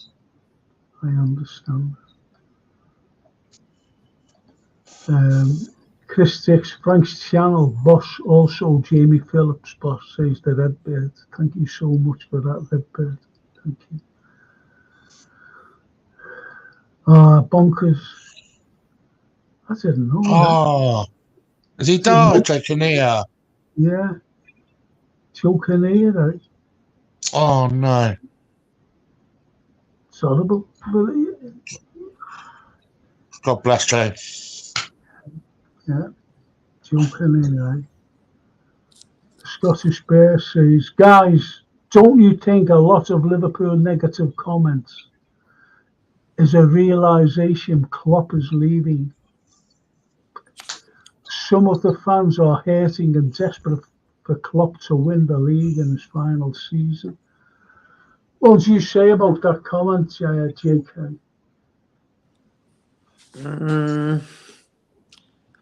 No, because them negative comments were there last season as well. Yeah. So it's a new breed of Liverpool fan. It's a lot to do with social media. So it's like to be different. They go a bit OTT, with certain comments and stuff, and with that they get a lot of recognition because people think, oh, this guy or girl says this and that, they're great, you know. So that's the world that we're living in. But for me, I just feel so, I don't know, you can't really say that because like Klopp looked happy today, if you understand my point. He's getting on with his job. So, but I can believe that a lot of negative comments are coming towards Klopp because they know he's not going to be here next season. So I can work it out like that. A lot of fans are sort of bad.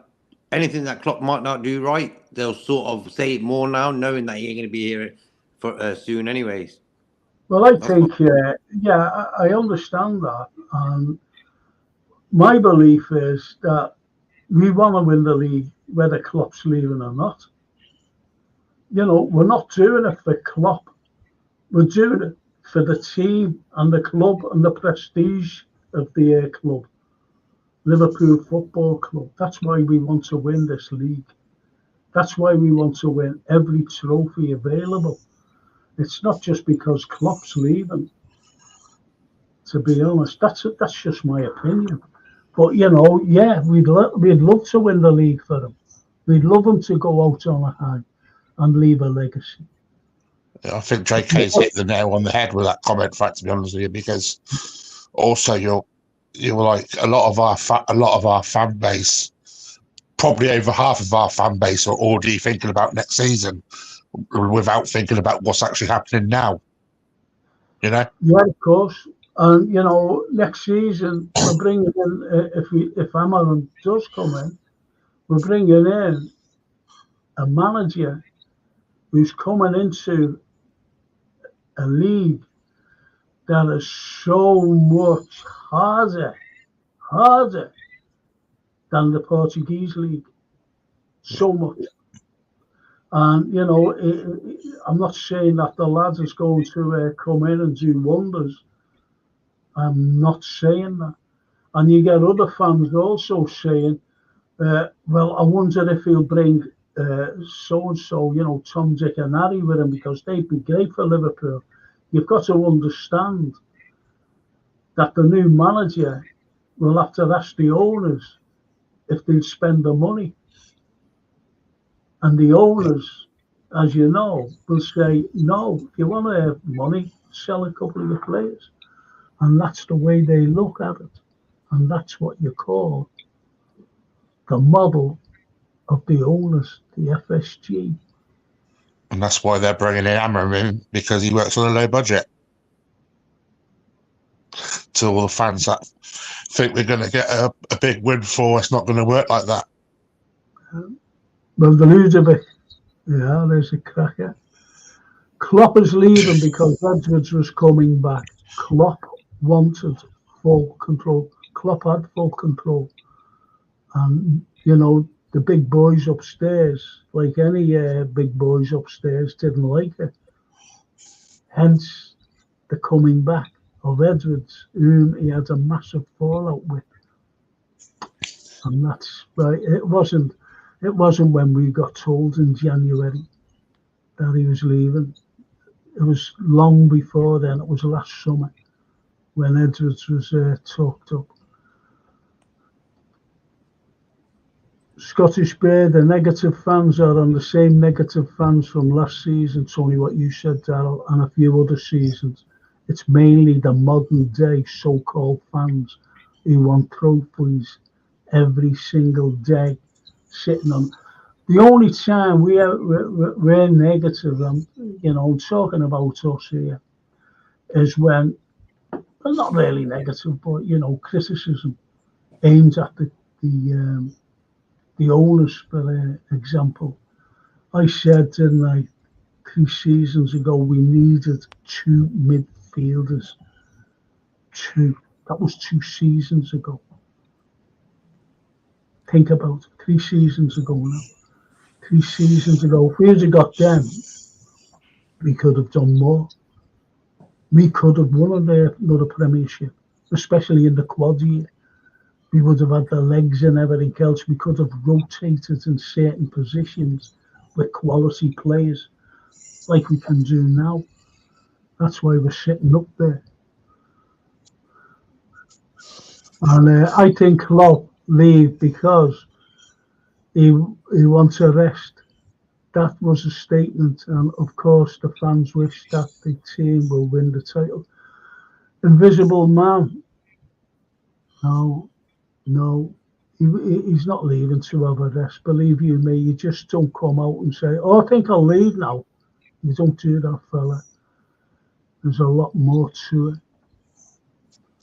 And the Justin there says, "I always say we're gonna win it." Yes. And the expectations, let's see what was said. Sad to hear that, JK. That's for your mate, that, by the Red Bird. That's bro.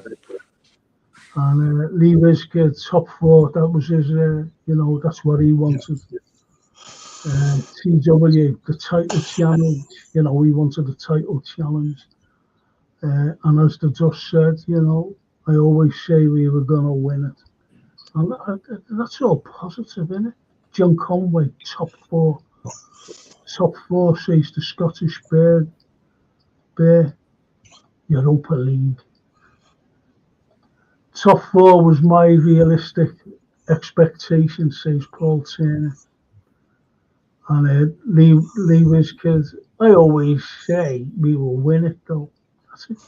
These are all positive things. Yeah. If you remember the players we were after, where are they now? Yeah. But it depends, you see. It really depends, Charlie. If we would have got, a couple of players in that he wanted, they could have been better than what we've got. Remember when we were screaming out for a left-sided centre-back and nothing materialised? We were screaming right up to the final day for a DM, and we brought in Enzo. And I said, this is a panic buy. I've never heard of this fella. I said, this is a panic buy.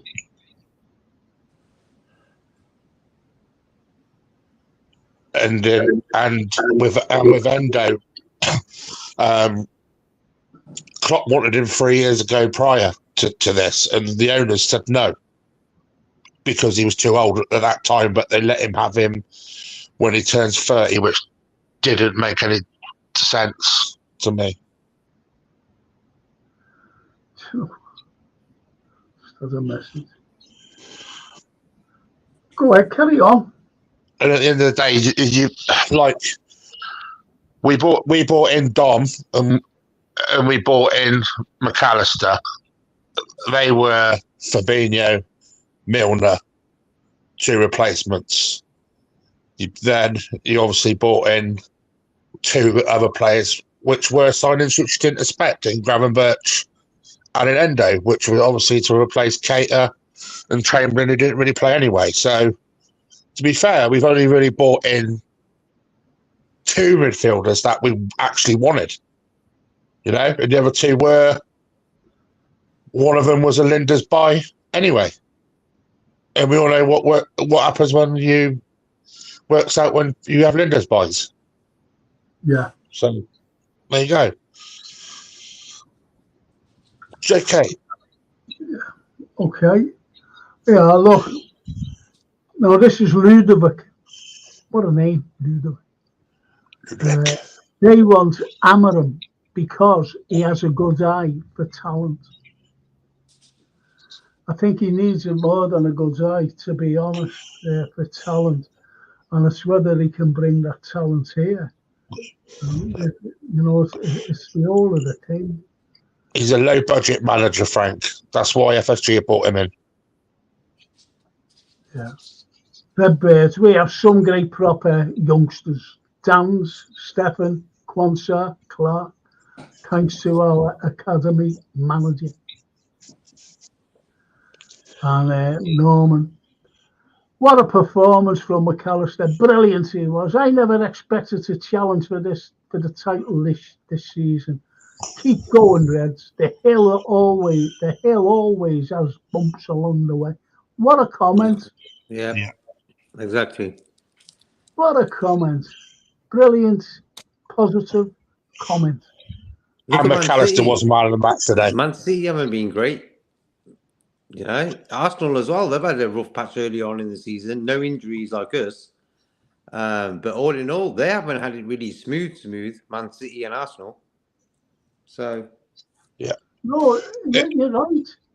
Because at the beginning of this, I said, didn't I, Daryl, that, we're a team that's gelling, still gelling now. And, to get this far where we are today, what other team, even Manchester City, let's be honest, even Arsenal, these are our main rivals today as we're talking.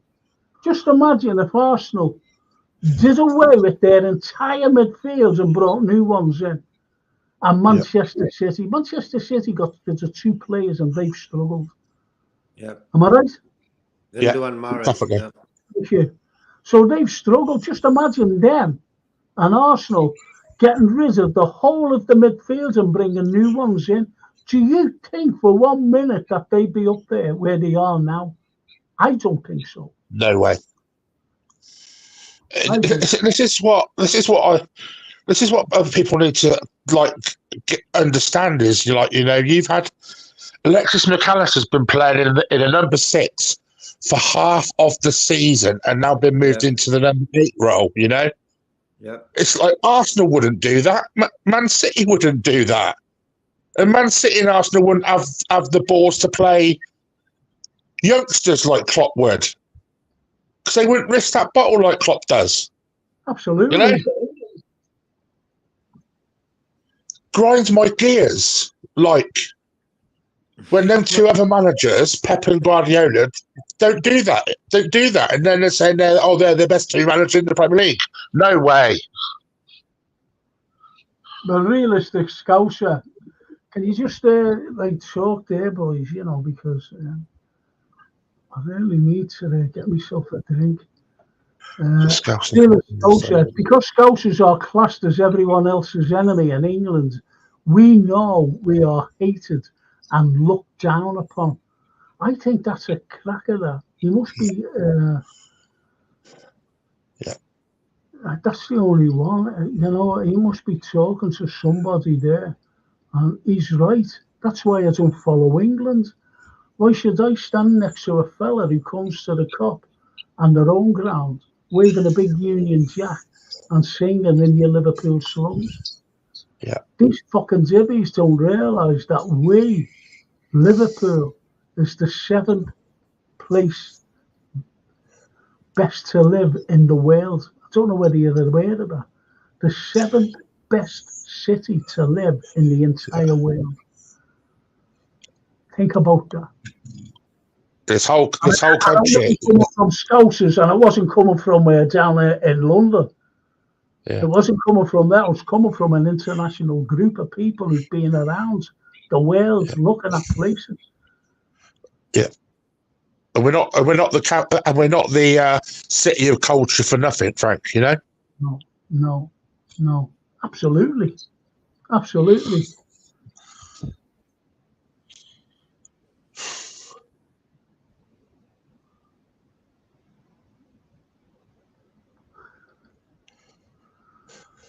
Our forwards being so profligate is going to cost us.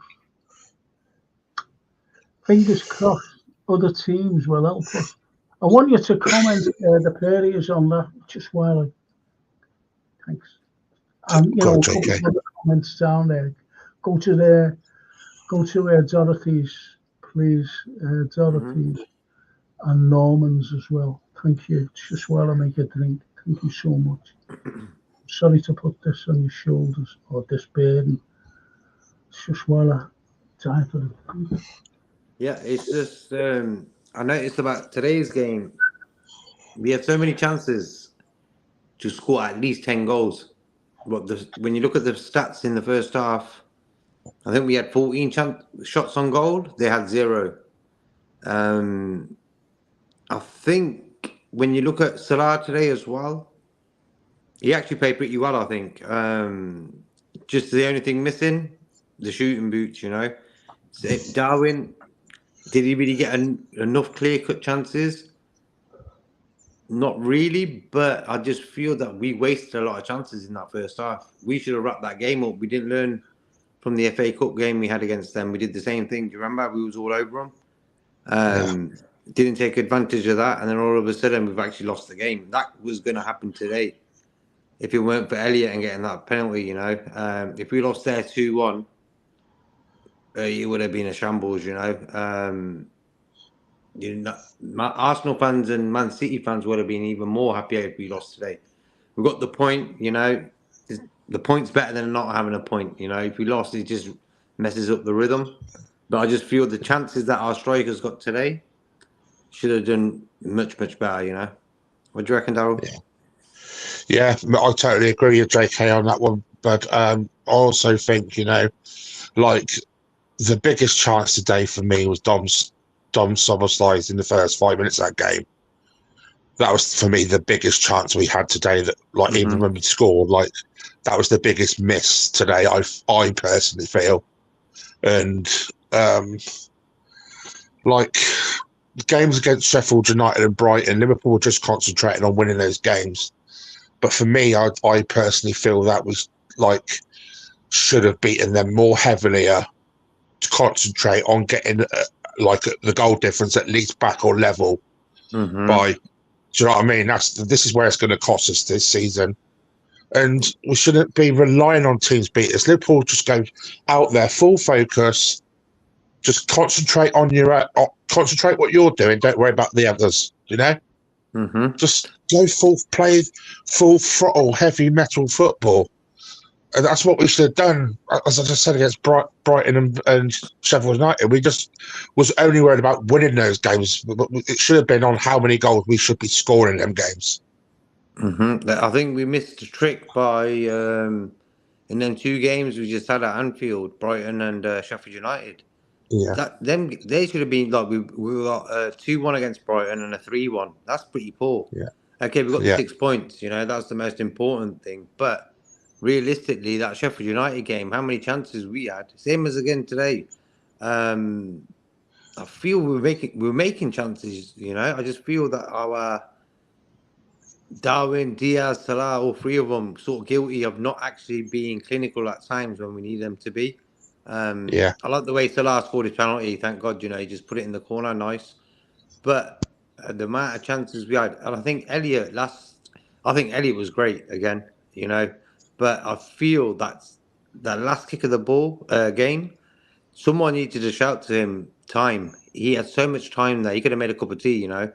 The amount of time he had, he could have controlled it, set himself up, and probably scored. I think if he had the chance again, he would probably do that, you know. But I just feel that the way Elliott was crossing the ball, that's what I used to moan about Elliott back in the days, about his crossing in-game. But he's improved on that. And like today, he was the one who was actually the only guy doing that. He was putting the ball in an area where we could score. No one else was doing that, you know. Just a quick thing, Darryl. How do you reckon Substitution played? I said to Frank at the start of the stream, Dom's going missing quite a lot. Dom's going missing quite a lot in a lot of games in the past 5 games he's played. He's barely recognisable in these games at the moment. I know what you mean. Yeah, he is, mate. It's just, it's like, as I just told you about, is like, for me, that was the biggest miss today, was Dom's miss in the first 5 minutes. I know it was a great save, but all he had to do is put that low today.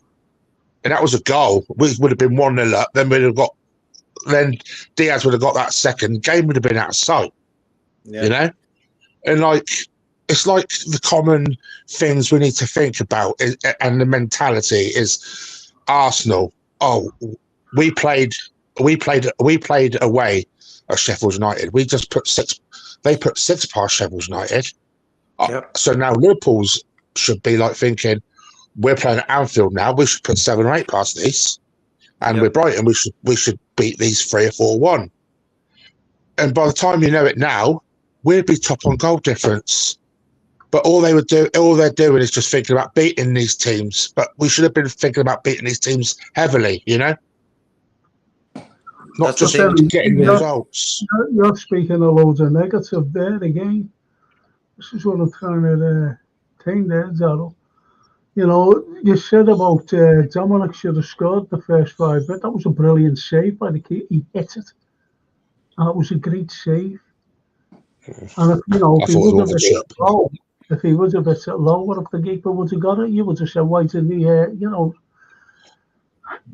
it's just one of those things. He just hit it. What do you think of? What do you think, JK? But I was just agreeing with what Darryl was saying about like the Sheffield United game at Anfield. A clean sheet should have been first priority, number one, so you don't get no negatives on your goal difference. And then from there, because Arsenal got 6 past Sheffield United, we should be looking to match that at least. You know, I think the mentality sometimes of the players, sort of, I don't know, it's weird. We win the games, don't get me wrong, but I feel sometimes we could do it in a much cleaner, professional way. I think we sort of let ourselves look a bit silly sometimes. Like that 20 minutes today when after the Kwanzaa pass, we were all over the place. And I think that sort of set the agenda of which direction the game is going to go. And it sort of went their way when they got their second. Elliot was that go-to guy when he came on. He got us the penalty. So I just feel that we could have got a lot more goals against Sheffield United and Brighton, 100%. That's what I was saying to you, though, JK. It wasn't negativity. It wasn't what I was saying. It was just I was saying that we. No, I think you were negative about Dom's efforts. Oh, Dom's, yeah. I was. Maybe I was a bit negative with Dom, but I was like, with JK, when you was away, I was just saying, like, we went into them 2 games with Brighton and Sheffield United thinking, just get the result, when we should have been thinking, let's get the goals here, you know? I agree with you 100% because, you know, before every game, say like we were having pre-match, like today, for example. If someone would have asked me, say one of you, what's your prediction plan for today? I just said, we'll beat them 3-0. I can't see them scoring. I would have said that because I did say it to somebody else. I said, we'll win today, 3-0. And unfortunately, we didn't. I thought we would have been fired up because of the last time we played them. And we should have been 3 or 4 up at half time, put it that way. Yeah. We should have been out of sight from them. It could have been like another 5-0. That's all that I'm saying. I said 9-0, didn't I, against Sheffield United? You did 3-0. Bless Brian. Well, look at this one. I think this is a smashing comment here, and it's from Dorothy again. I think Klopp has proved himself beyond question. Any manager that can do what Jürgen can comment on him then. Any manager that can do what Jürgen has can comment on him then. Anyone, you know, no matter who they are. How about this name here? I love these names. Nakalini 17. Oh, that. Nakalini. Mamma mia. I think, Frank, Danny Mills. I think Danny Mills would disagree with us because he said that Klopp's overrated. Yeah, dickhead. You know, you take no notice. I'm sorry, Dorothy. You take no notice of arseholes like him. Yeah.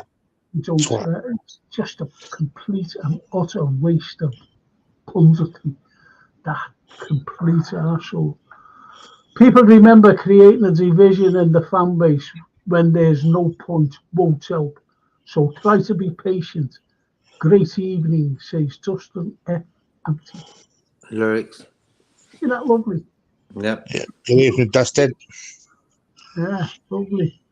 And United are awful, Norman. It's Old Trafford, says Ian McHale. Our record there is shocking, so no surprise today, sadly. It's their cup final, this game. Yes. Bless Ian, yeah. True. And Norman says, when we play football on the floor, they can't live with us. We this season have had nearly 100 shots on goal versus United in 3 games and scored 4. There is the why we did not win. And it's when any of the games, to be honest. And you're so right. It's so right. Brian Morrissey. Evening, Frank, Darryl, and JK. Bless, bro. Evening, Irishman. Where's he on? Should have come on. I think he's drunk. With, watching that match. I can't take anymore and drink a bottle of Irish whiskey.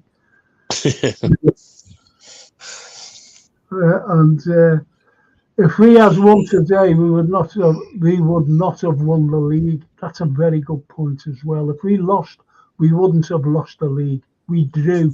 Come on, Reds. Let me move on. United fans are scumbags. Facts. Well, that's it. Facts, Norman. Yeah. It's a title race, you know what I mean? It's not over until it's mathematically not over. It's not over, you know. Exactly, JK. And this is what I mean. Man United fans are now saying that they've cost us the league. They've cost us nothing. Come on, get a grip. Today was like a game, one of your biggest games of the season, and you're going to get knocked out to Coventry next Sunday anyway. So I don't know what you lot are on about. Yep. Up the Coventry. As fans, says Redbird, we are allowed to critique our players. Fair criticism is not negativity, but some are so negative that they border on hate. All that negativity is not good for one's heart, and it isn't. Lyrics, Redbird. Exactly. Oh, absolutely. It's like this, bro. Curtis Jones. He wasn't great today when he came on, and I said that when I came on first. But I'm not going to keep on going on about it. I think people have this sort of weird mindset to go on about something like you just need to be probably said once. Jones himself knows he wasn't great when he came on because he lost the ball a few times. We don't need to tell him, you know. I just wished. I don't know. I was so happy to see Jones actually come into the game again. You know, he's been injured. So I was sort of happy seeing him, but I just feel that maybe someone should have helped him out a little bit, get nearer him when he had the ball. He was sort of on his own a lot when he lost the ball. He had about 2 or 3 there guys on him, you know. Yeah. Well, what about this, the Scottish Fair? A lot of these FSG lovers are saying the next incoming manager will do better than Jurgen Klopp. I think some people are on planet Janet. We all know what can happen when you lose a great manager. JK. Me personally, I feel if Klopp has Klopp been successful, I would say to a limit, yeah. But for me, he could have won more. But I feel the way the owners run the club, no guy can really have got the amount of energy Klopp has taken from these guys who he's brought for sort of, I wouldn't say pennies, but very cheap prices. And what he's got out of these guys, you know, it's unbelievable. It's like, I can't really see any other manager lasting 9 years at a club. It don't happen no more. You know, De Boer lasted 4 games. You know what I mean? At Crystal Palace. Klopp's been here 9 years. So, but I just feel that the new guy who's going to come in, maybe he feels it's a privilege for him to be working at Liverpool Football Club. So he'll go with whatever the owners say to him.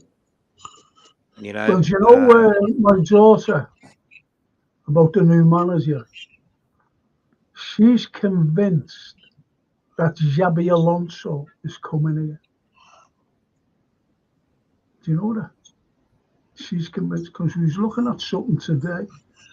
She took me shopping and we made her a cup of tea. And we were sitting down looking at some pod. And she said, what are these going on about other managers, Amarin? and De Zerbi. She said, Xabi's coming. Take no notice of what he's saying there, Dad. He's coming here. And I can't tell you why she said that. Unfortunately, everything is. I'm going on that comment there, Frank. What Scottish Bear said. Yeah. Like, I'm 37 years old now. My greatest bit of joy as a Liverpool fan was seeing us win the Champions League in 2005 under Benitez. I'm not an emotional man, but I'm going to be emotional now. That Jurgen Klopp has brought me the most amazing times as a Liverpool manager, and I'm never, ever going to probably see a manager like him again. And for what this man's done for our football club, he deserves a statue. He deserves everything. Do you know what I mean? He's bought me everything. But as he's still a young man, Yeah. And what you've got to take into consideration that he's leaving, right? Now, he signed a 2-year contract, and his wife Ula says, I wanted him to sign another 5-year one. I want him to sign another 5-year one. Not he should have done or whatever.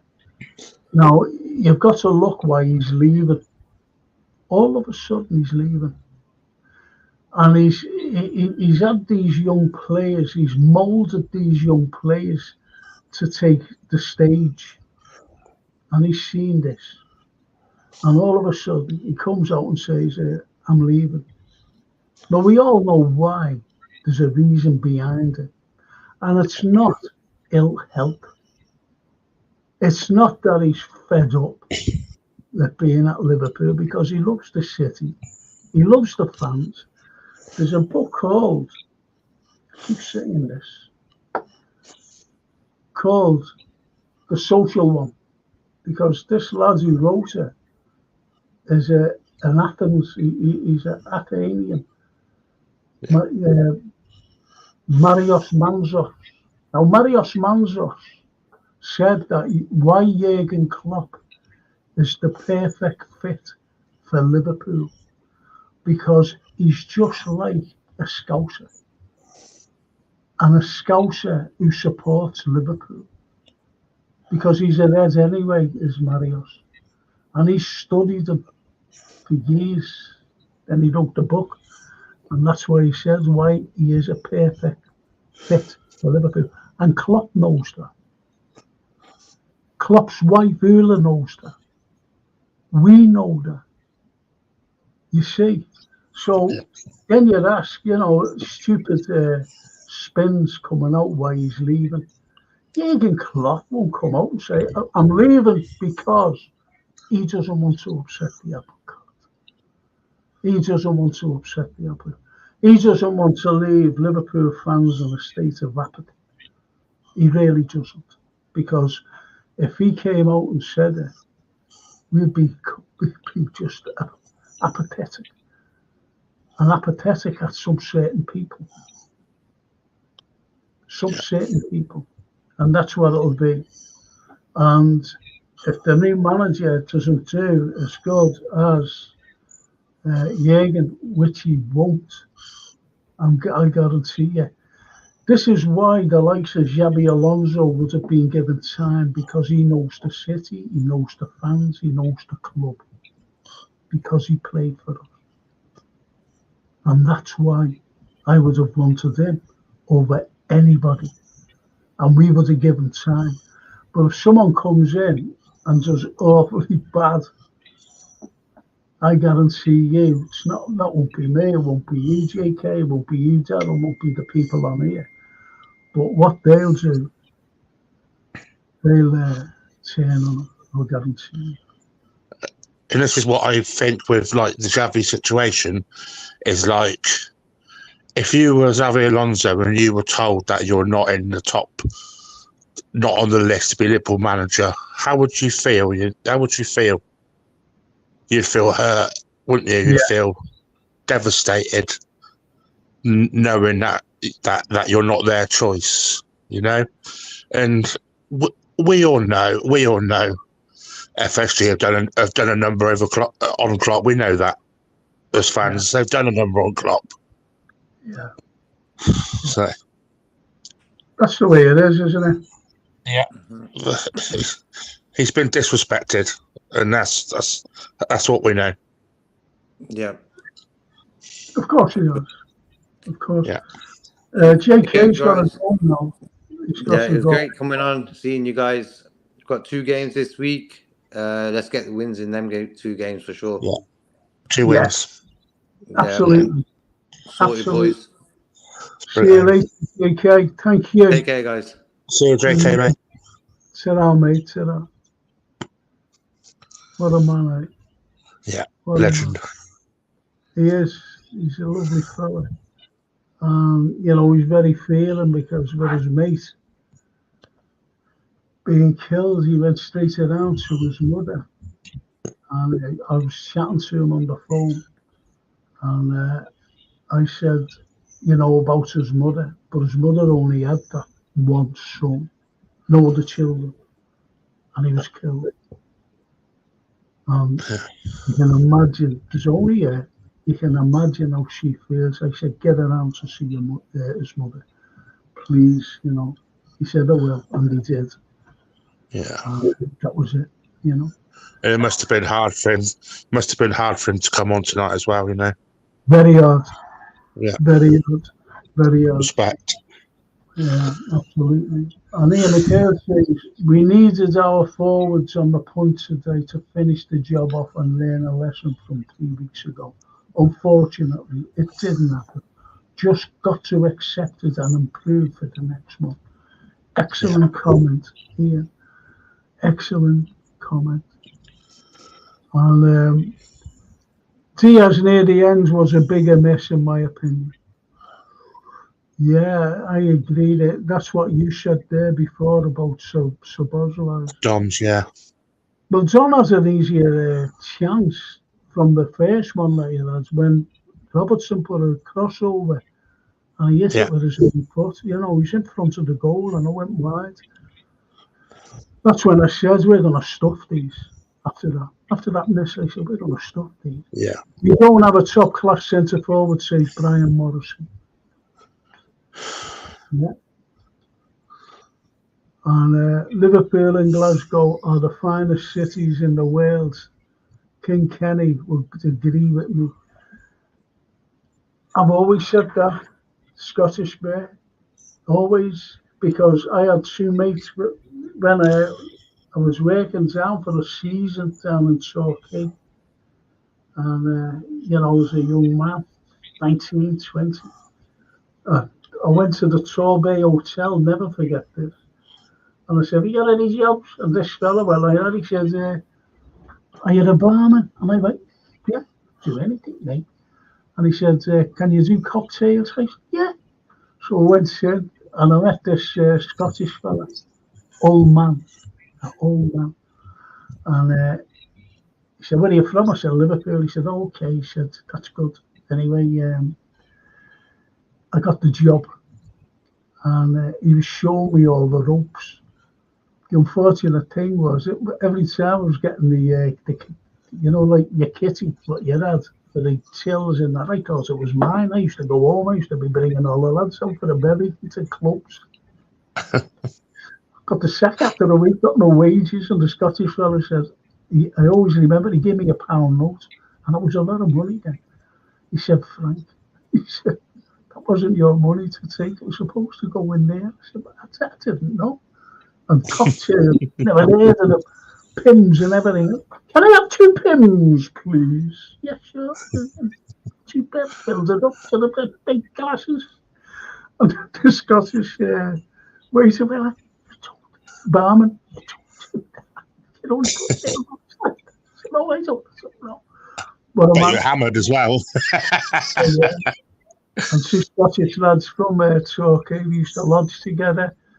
2 Glaswegians came to Liverpool, and they just found out that Liverpool was just like Glasgow, and I went up to see them. They lived in a place called Castlemilk. And I went up there, and I said, I just got off of the Central Station.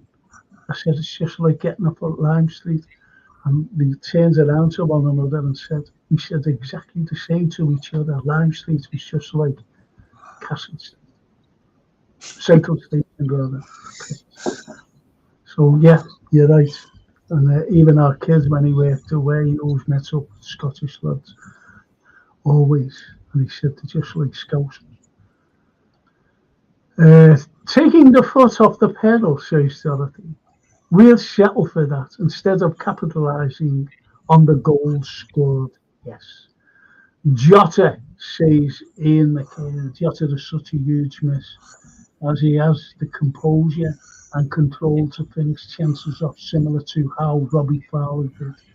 Can't wait for his return this week. Hopefully get minutes on pair. I think he will, because Italian football is more sedate rather than the 100 mile an hour going at you and kicking you and everything else. So he will get minutes, believe me. I think that's a good comment. And we'll be finishing soon. RDW. I missed it. I missed Moats DW. I had to do this. I missed it. Where to go after Moats? Frank Carlyle. That'll do me.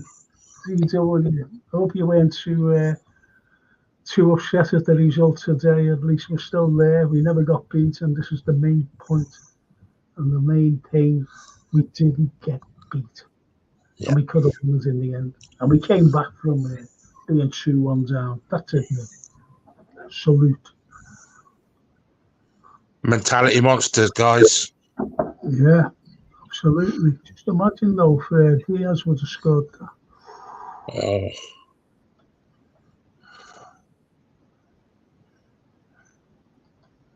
Redbird. Bear, when I read your chat, I thought you said planet Janet. I thought for a mole, they found a new planet in our solar system.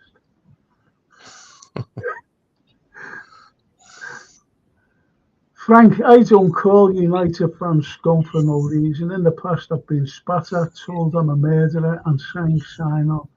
They spent the whole game singing that, even when we are not playing them. Yeah. Yeah. Yeah. A Man United club don't do a thing about it. Redbird.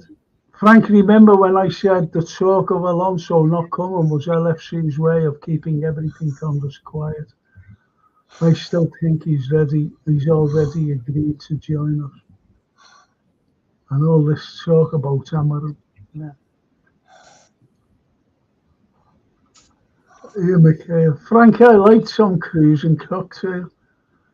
Yeah. He Frank does look a bit like Tom Cruise, doesn't he, guys? Yeah, absolutely. The image. Very debonair. And the image with some. I want to be. This is like a Mission Impossible, trying to stop all the negativity and by some fans. And it just really pisses me off. This is what we mean. We're happy. We're tracking. We're having a laugh tonight. We can't let this derail us. Just, you know what I mean? Yeah. Alan C. And Alan C says, Núñez needs to only start the last 30 minutes. He missed 5 easy enough passes to help score, and he missed his normal 5 or 6 chances. Diaz missed 2, and the same fans will go mad at him. Yeah. Yeah. Yeah. Yeah.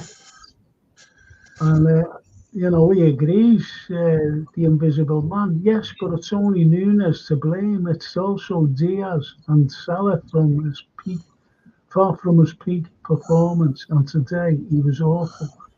But he scored. He scored the goal.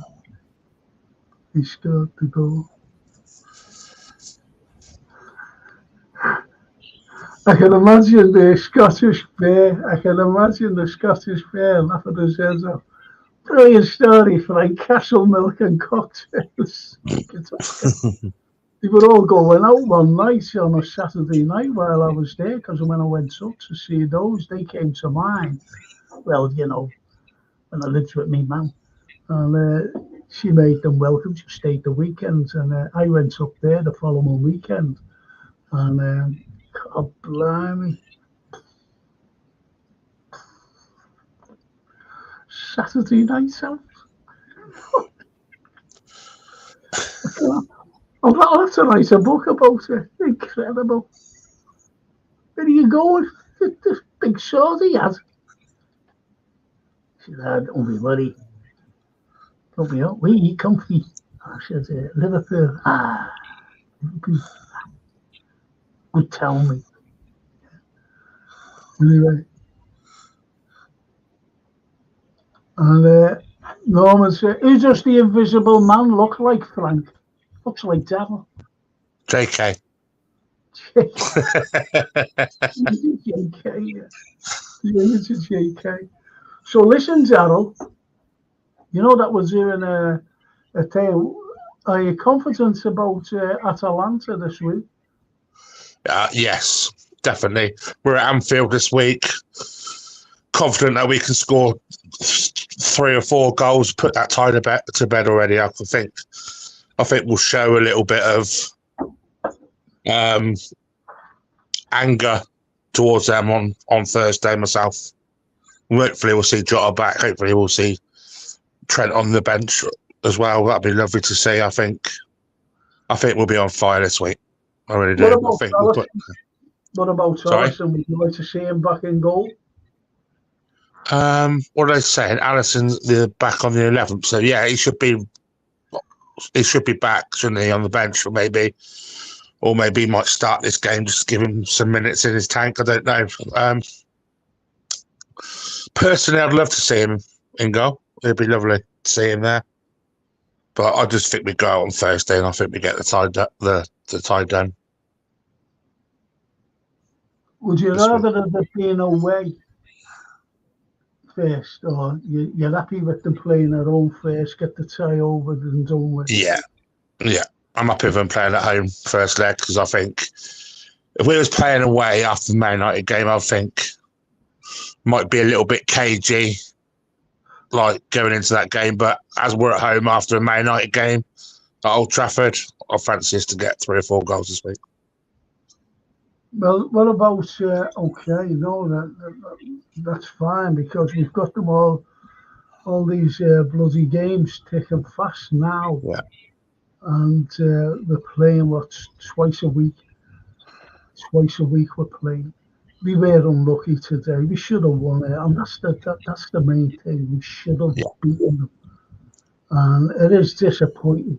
It really is disappointing. But we're not out of it. No. We are not out of it until, as someone said, it's mathematical impossibility. That's when we're out of it. We're not out of it till the fat man sings. No, I'm just saying it as positive now. Like Atlanta on Thursday, then we should have a nice, comfortable home win on Sunday, and then by that time the following week we got Fulham away at Craven Cottage. We should have a fully fit squad. Aren't we away Sunday? Aren't we away? Sorry? Sure. We're not at home on Sunday. Next Sunday. Palace? We've got 3 away games, haven't we? We've got Palace next at home. Oh, is it? Next Sunday? Yeah. Oh, yeah. Okay. Yeah. No, okay. No, that's fine. That's fine. We got Palace home, then we got 3 away games in a row. Well, I think we have to be careful though. Again, with players who are going to play on Thursday, and then we've got to play again on Sunday. So on Thursday, well, Tuesday, I'll be asking what kind of players would you leave out for the Atalanta game.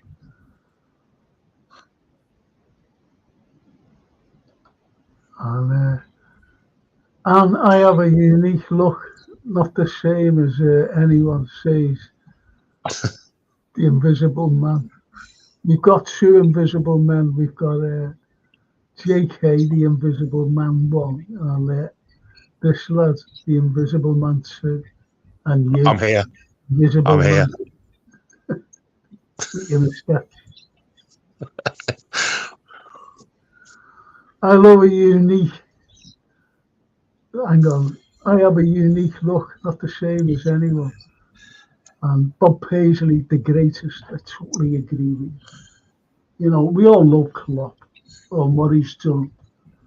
But Bob Paisley has a very meagre budget as well. And he's like Klopp, it's like Shankly as well. He made players great. I remember a story about Jerry Byrne. And Jerry Byrne was actually being transferred. And he seen Jerry, and he was keeping the ball up with his left foot because he was a left footer. And hitting it against a ball, you know, a post, a ball or something. And Shankly went over to him when he first arrived. And he said, "Son, you have the greatest left foot I've ever seen in the entire football life." Jim Bain believed it. He believed he had the best left foot in world football. And that's what he was like, the Shanks. That's what he was like. He made people believe. Bob Paisley, when he went like that to Alan Kennedy. Not Alan Kennedy. Ray Kennedy. Nah, you're not forward, mate. You're going into midfield. He said, you're a great midfielder. You don't realise it. Look at Ray Kennedy. Look what he did for us. As George says, you're a malingerer. Oh, yeah. That was Bob, look at the malingerer. And he hadn't missed the game in 5 years. He's a malingerer. He was about to kill his mate. You know, unbelievable. And I think Klopp's like that.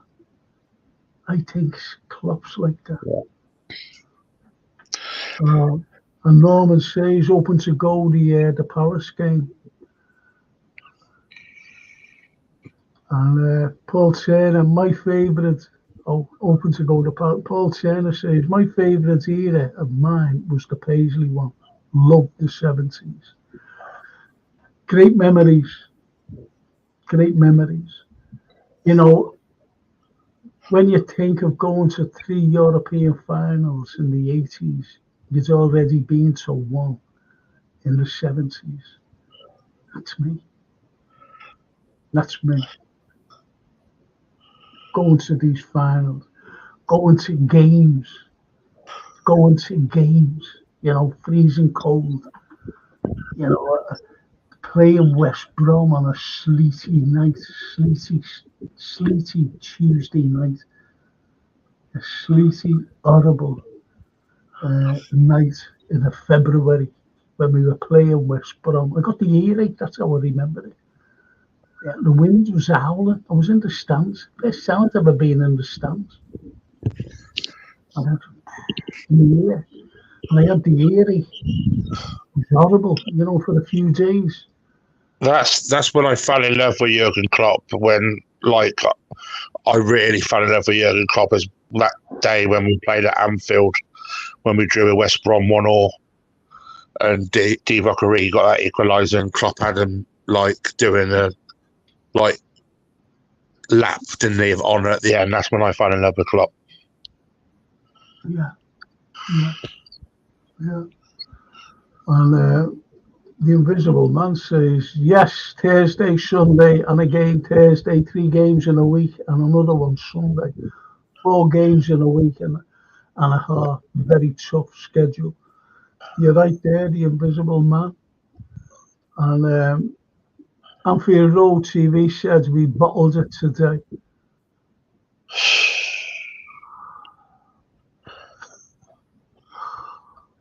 Says the Red Bird. Yeah. Paisley is the best ever in my view. Genius, he's Norman. Said Bob Paisley, absolutely. Scottish Bear. Bob Paisley, the quiet legend. Yes. Like the great Bill Shankly, Klopp made us believe. Says the Redbird, absolutely. Bob won more European Cups than that Fergie guy. Says Paul Taylor. I like that. And Norman says, Paisley was a great person also. Unlike Whiskey Nose, he got in a taxi with a, I'm not saying that, very odd that brushed under the carpet. Yes. Yes. And there's Cool Hedgehog. Titled Race is still on, believe. Thank you. That's what we've been saying. That's what we've been saying there, Hedgehog. Cool Hedgehog. Some of these pseudonyms are absolutely amazing.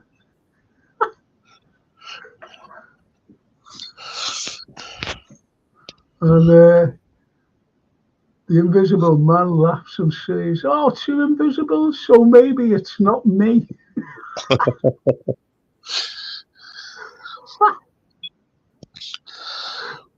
I know what Ian McKay is laughing at. He's laughing at Anne, and he's also known as Norman. And, we don't know the right sex unless he's one of, do you ever remember, what's his name? It was, what's his name? Oh, you are awful, but I like you. We're getting dressed up as a woman sometimes. Oh, what to forget his blood. You Really Savage? No. It's not forget his name now. But anyway, he used to get dressed up. His name came to me then. And he was funny. He was so funny. But one of the funniest men ever getting dressed up as a woman was Stanley Baxter. And I always remember he used to have a show and he had this sketch. And he comes in, but it's him dressed twice. You know what I mean? It's him as a woman, a blonde one. And him, and he walks in the pub like this. And he turns to the blonde and went, "What you be wanting?" She said, "Oh, I'm easy." He said, I know you're easy, but what you be wanting?"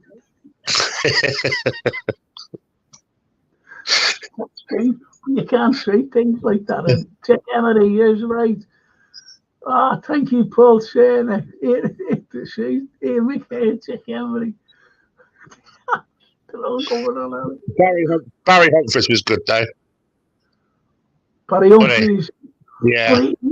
He was, but not like these fellas, Dick Emery, Stanley Baxter. I didn't hear them.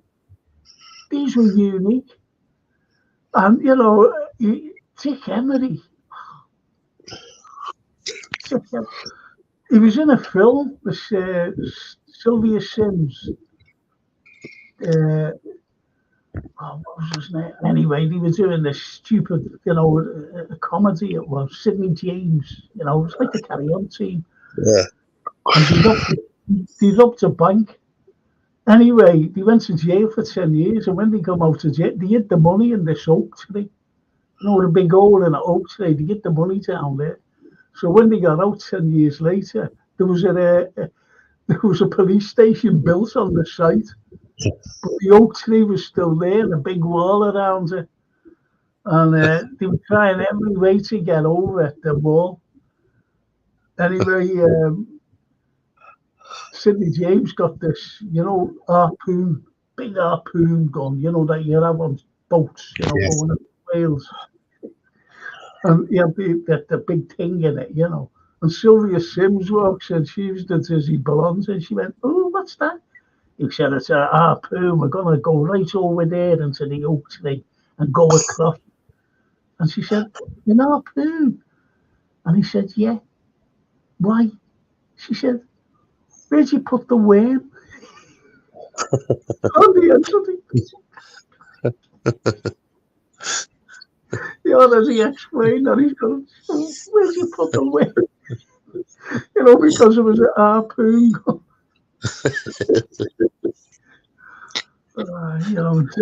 Brilliant films.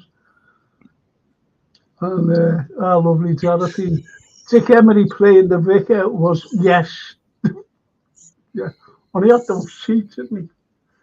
Hello. Hello, President. Oh, I saw some. I think I've seen that. Yeah, everyone. Yeah. Everyone. Ian McKay. I was thinking of Unai Emery. Oh, yeah. Frank, remember Dave Allen? Funny sketch shows them. Yes. Every one of them. These are, look, they're all going on, look. That's great.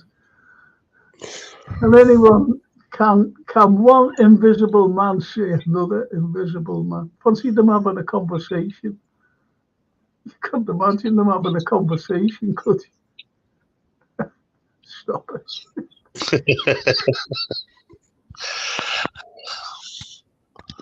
And Morecambe and Wise, that bed, Morecambe and Wise, yes, unbelievable.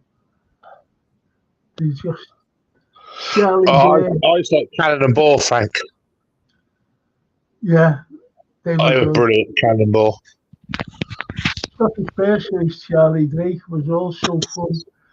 Hello, my darling. Yeah, but in one show, he was doing a live, it was always live, those shows going back to like the 60s. And he got Charlie Drake, right? And he was like a window cleaner in this, this bloody sketch. And he goes, hello, my darlings. And he was in the screens on the inside of the window. And anyway, he got the window, he lifted the window up and they threw him out. But his head hit the window, and as he went out of the window, this is all live. He knocked him out. He was knocked out, and they were waiting for him to come around, the thing, and he was standing there. He didn't know what to do. He was standing there for ages, and it just went off. The telly went off. Oh, crazy. There's the man himself. There's the man. Rise and damp. And do you know what it was written for, Ian? I don't know whether you're aware of this. It was written for Liverpool. He was supposed to be in Liverpool, and the two students were supposed to be at Liverpool University. And I don't know what says, there's too much about Liverpool and whatever, because you've got that Brookside, you've got something else and whatever. And he didn't do it. And I saved the collegiate from being pulled down. And that's where Leonard Rossiter went, on Shaw Street, the collegiate school. One of the, look, he mentions, very good footballer in the state, apparently he was, yeah. Oh, I didn't see that, I saved that. I was working that up and I found out I had to go down there for something. Not to the collegiate, but to Hope in it. And I got told all about it. They were putting it down. Incredible. Yeah, look at this. Let's see. Freddie Starr was funny, even though he was a blue. He was out. Oh my God, he's one of the funniest men I've ever seen. And Norman said, Miss Jones, absolutely hilarious stuff. Rigsby, is that right, Miss Jones? What I loved about Freddie Starr as well, he had an amazing voice as well. Yeah. Singing voice. Amazing. Yeah, Freddie Starr, yeah. Yeah. He was just nuts. He was just brilliant. Absolutely nuts. When he used to make them noises and walk really fast. Yeah. Oh, so funny. Jimmy Tarbuck made me laugh. I actually... Jimmy Tarbuck made me laugh. It made a few of us laugh as well and grimace at the same time. The only man in the world who could make you laugh and grimace at the same time. I've met Tom O'Connor before. Yeah. Tom O'Connor. I met him. He was all right. And Dorothy says, Bobby Nutt stepped out in front of my car in Sheffield and I was about to give him a roasting when he said, sorry, Flower. I said, I'll get you next time, Bobby. Bobby Nutt. God, round you. You don't hear of these people. Bobby Nutt. And Norman, Freddie Starr, funny, remember he threw a load of maggots in an audience and went on to posh ladies' cleavage. He was furious. It went to a posh lady's cleavage. Frank Spencer. Yeah. Brilliant. He was ooh, Betty. Yeah. Oh, God, you should do impersonations. I think I'll get you on what is it? Britain Has Talent. Here's one of these go, ooh, matron. Yeah.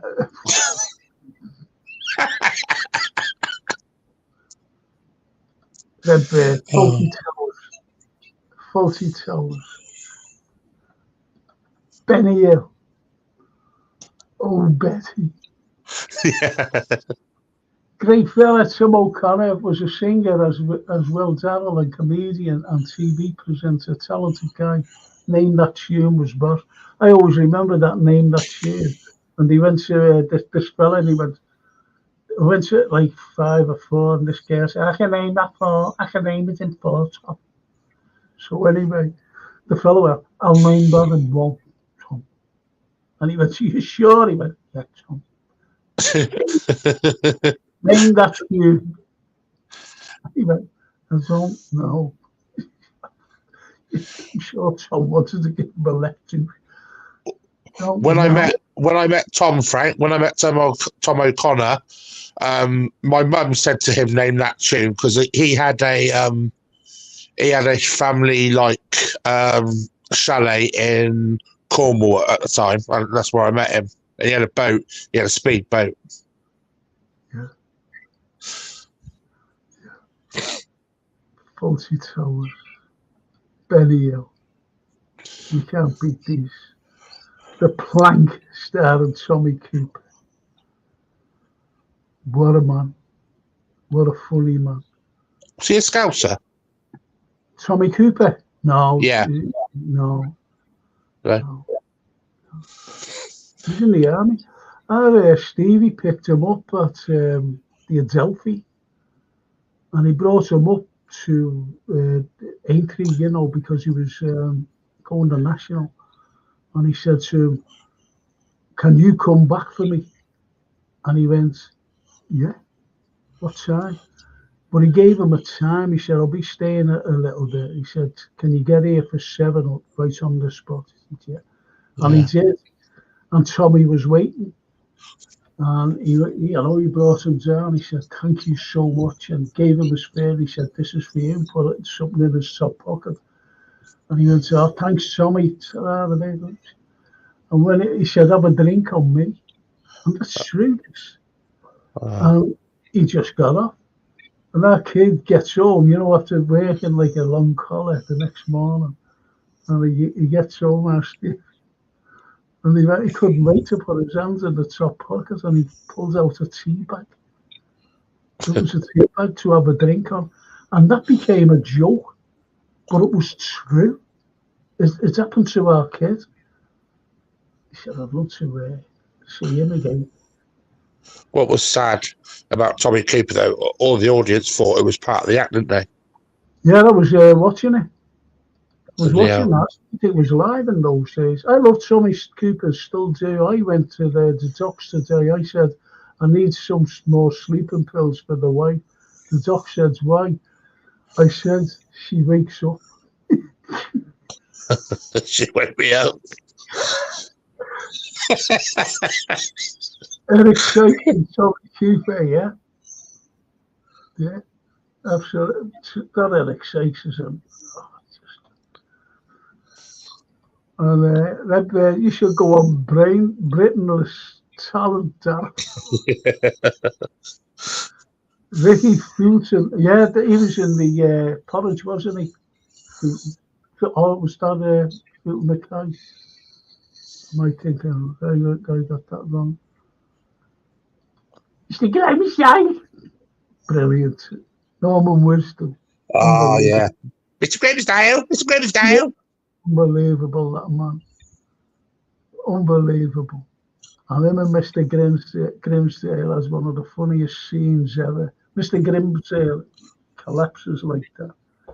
And he phones an ambulance. The ambulance comes. And anyway, they pick up something happens. And Mr. Grimsdale, who's tied to the stretcher, he goes under it. And they're looking around, for Mr. Grimsdale. They can't get anyone.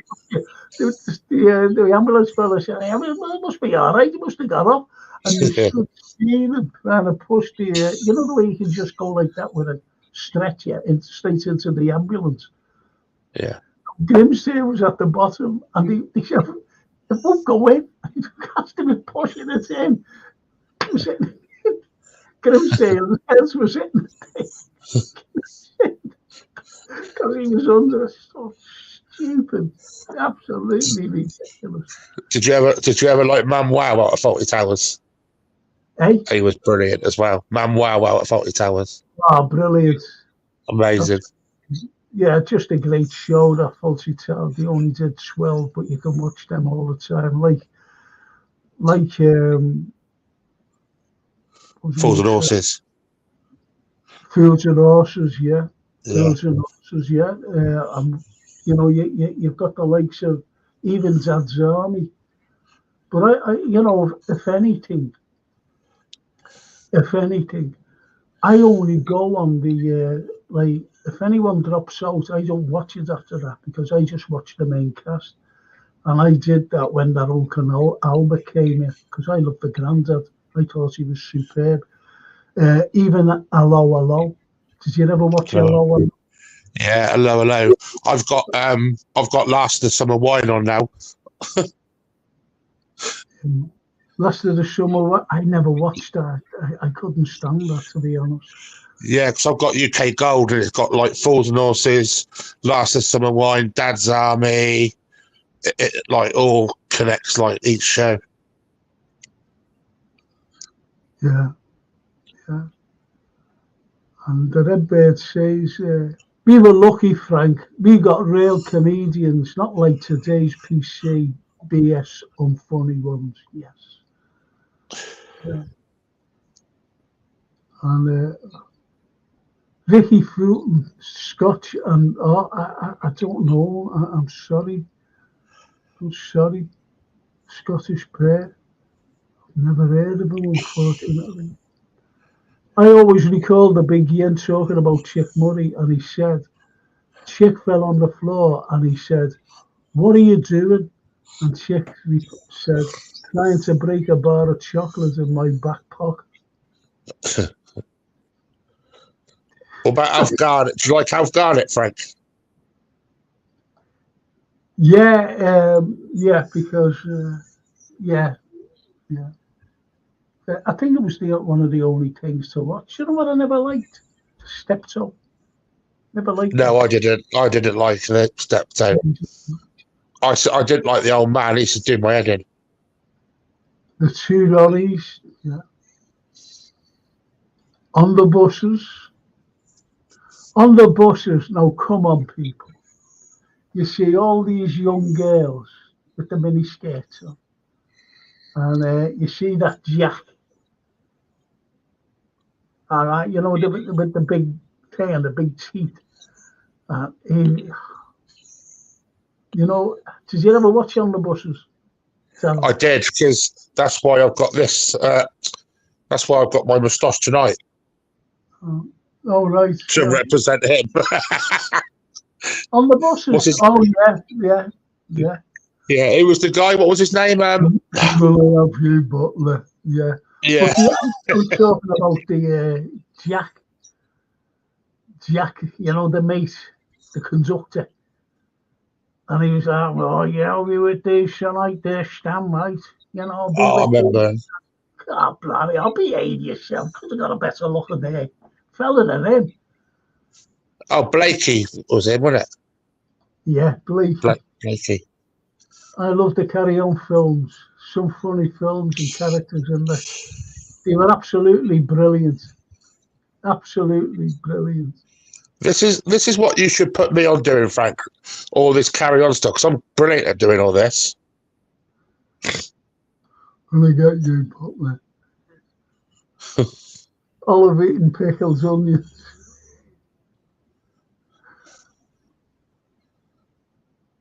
Olive, lovely lady. Olive oil. Oh, yeah. The Funky Gibbon, yeah. Please share with Derek Guiley. I was a desert rat, you know. Absolutely brilliant. It was just like Rigsby. And you know, I've got the shrapnel, you know. Got the, you know, for any like sort of violence came up, got the shrapnel. And when he went to a restaurant, so you know, this fella, you know, who owned the restaurant, he went, I remember you, he said, you know, because he tried to get shot of he tried to get shot of the other fella, you know, Rigsby, out of his restaurant. And he went, all right, yeah, he said, I'll be going now. He said, I remember you, he said, to the fella who owned the thing, he said, you in the war, he said, you were behind it. You were upstairs in the loft behind the water tank, hiding from the MPs. You were never in the war. Or he said, just man things like that. He said, oh. Right. Hang on, just got a message. We should have had Francine on tonight. Should have loved this comedy. She's doing a gig, I think. What, tonight? Yeah. Yeah. She's a bloody nuisance. Anyway. I'll tell you what, Frank. I'll give you some comedy. Man United are 24 points behind us. Get that comedy. Yeah. That's what I mean. The distance in us, and remember 3-2-1 and Justy Ben. I was watching that. I think it was last year. You know, it was on. You know, you get the L ones and whatever. And I was watching it. And they went, you've got this tonight star prize, you know, you've got this. And look, and they showed it.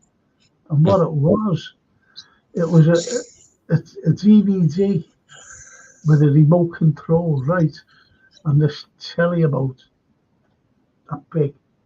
And they all went, ooh. But the remote had them wire on. But, you know, going back then, that was, wow, look at that. Yeah, this is what I get, because I even watch the old episodes of Bullseye, and you see what prices they win. The mini cars back then were like priceless.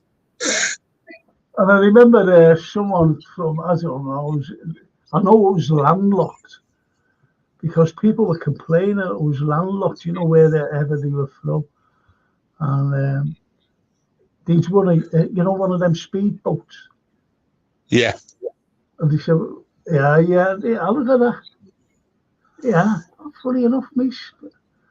Speed was always a prize, no matter where you lived. Yeah, and honestly, Derek Guiley was the son of a jeweller in Liverpool. Green and Guiley, very talented. I think it was in London Road, Dorothy. I'm sure it was in London Road. The thing, and you're right. Yeah. Sorry with Ronnie Corbett here, Michael. But she got on my nerves there. You know,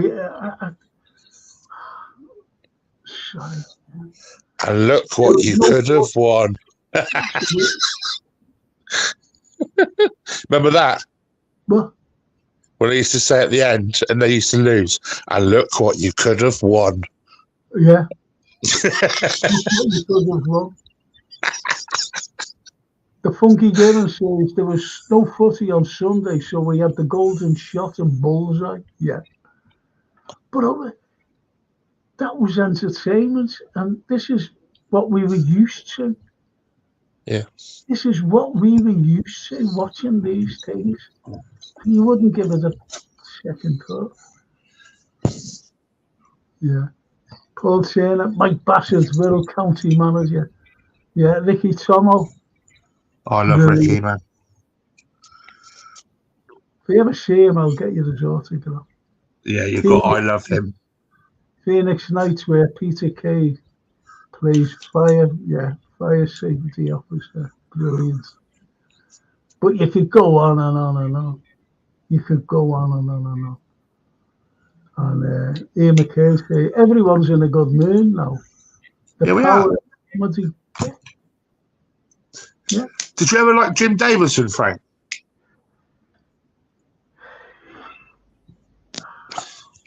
He's quite a racist, though, isn't he? It's not that. He's a Tory. We don't like Tories. Oh, is he a Tory, is he? Did you know, I don't know whether you're aware of this or anyone on there. Do you ever remember the great train robbery? Yeah.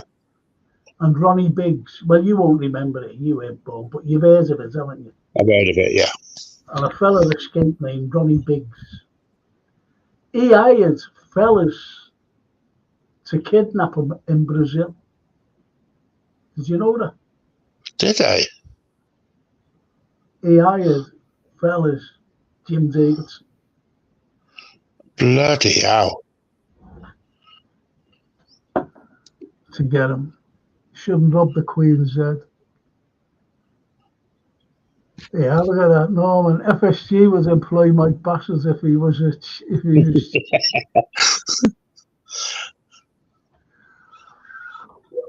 Well, all right. I'm going to finish here. It's been brilliant. Thank you so much. I don't know how we got onto these mad things. I just don't know. It's cheered us up, though. It's cheered us all up, you know? Yeah, of course it has. Of course it has. And I don't like how people accepted Royal MBEs or knighthoods. I refused one. I want you all to know that. Yeah. For my services to Liverpool. Well, I was nominated then. Sir Frank Carlyle. Wasn't a share. I think it was at a CBE. I think it was. Or an MBA. But I think it was a CBE. And I refused. I said, don't. No. For my services to Liverpool. Norman. Brilliant, Frank. Thank you. And enjoyed another good podcast, Frank. It's the best by a country mile on YouTube. Oh, thank you, Paul. No, I really Definitely. I try my best, but you lot, you're all lunatics. Fair but lunatics. As I said, and just when we thought Des Lynam had retired. as you can't brag, as is the energy. But you know, it's one of those things. This podcast, I remember doing a TV and film show, or film and TV show, one Thursday morning, and I said one thing about football, film, about a film, just one thing. I said, I'll give you the synopsis as we talk. And I was saying hello to someone, and a comment came up about the game. I think it was the night before on a Wednesday or whatever it was. And we ended up talking football right through it. Then when I did the podcast, the football podcast, everyone started talking about films. So this is like a podcast that could go either way. God knows. It's like what you said the other day, Frank. It's like you did the film review, and before you left, you said, "Everyone, make sure you watch this film." And I was the bloody only one who watched it. Yeah, you're right.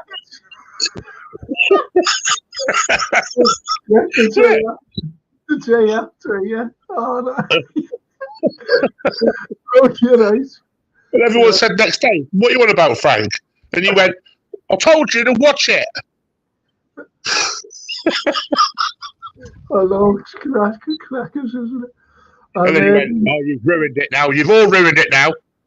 That was so funny.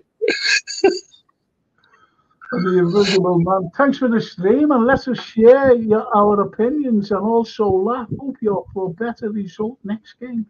Yes, it will be Invisible Man. And look out for the Tuesday's pod, which goes out at 8 o'clock in the evening.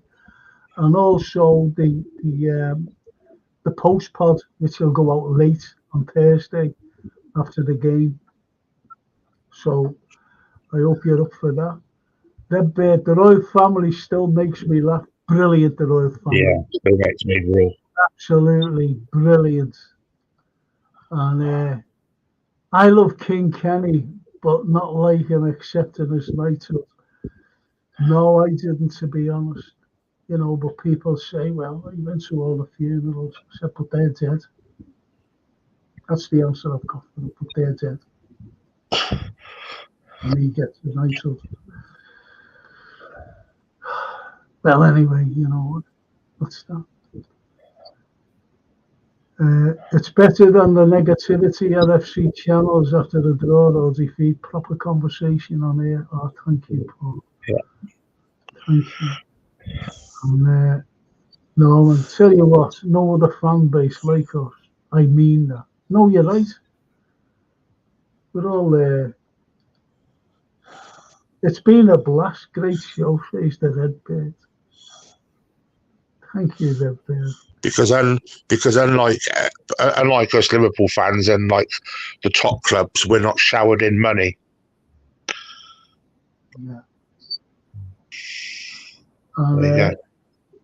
As our invisible friend says, yes, we need to be positive, but the team needs to do better on the field and execute much better. It's all the same, you know, no matter how we look at the game and the players and everybody else, we've got to get behind them. We really have. Look at Gapco, everybody was slagging him off. And he comes on against Sheffield Wednesday, nods one in, and everybody's made up with him. Yeah. And, you know, this is what we need. We need to give Darwin, you know, come on, Nunes. He loves all that. But let's hope that the Jot's back, eh? Jot of the slaughter. And Ian McKay, great show, Frank. Keep going, keep fighting, Redman. Thank you so much. So I'm going to end it there. Daryl, thanks for coming on tonight, helping me out. Okay, thanks as always. I don't know where the other fella is, though. As I said, they're all in moods. We should be upbeat and just keep going, boys. We're Liverpool, you know what I mean? We'll never say die attitude. And that's what we got to keep thinking. We got to keep believing.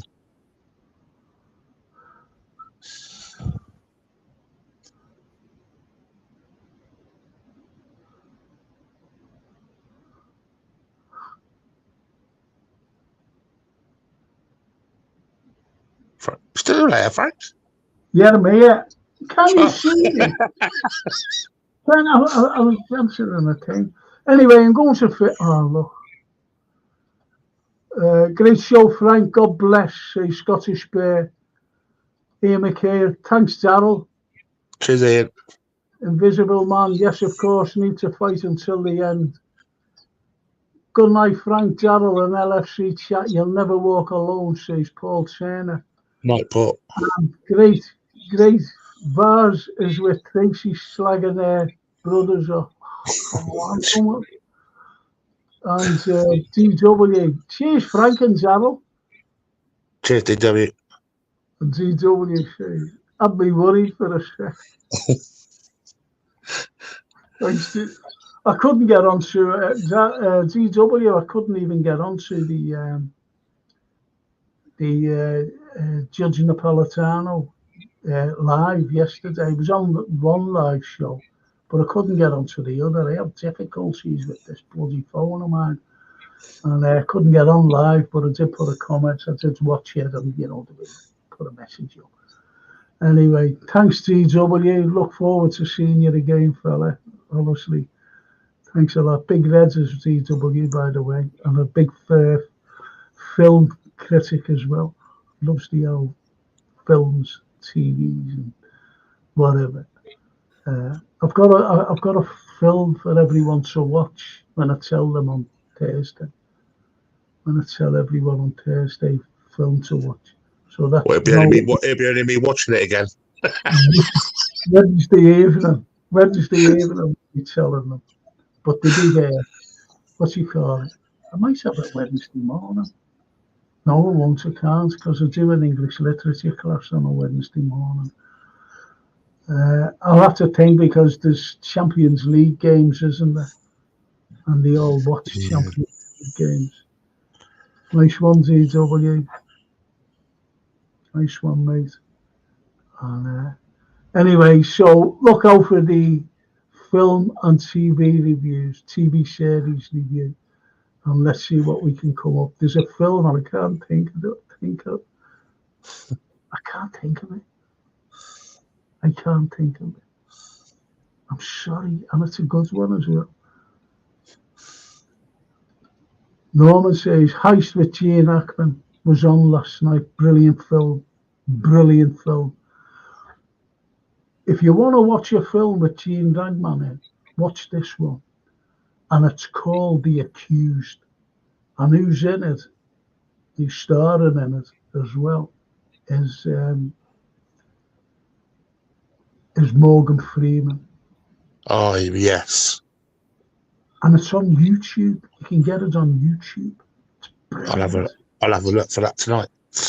And there's another one called Takarov with Nicolas Cage. Watch that.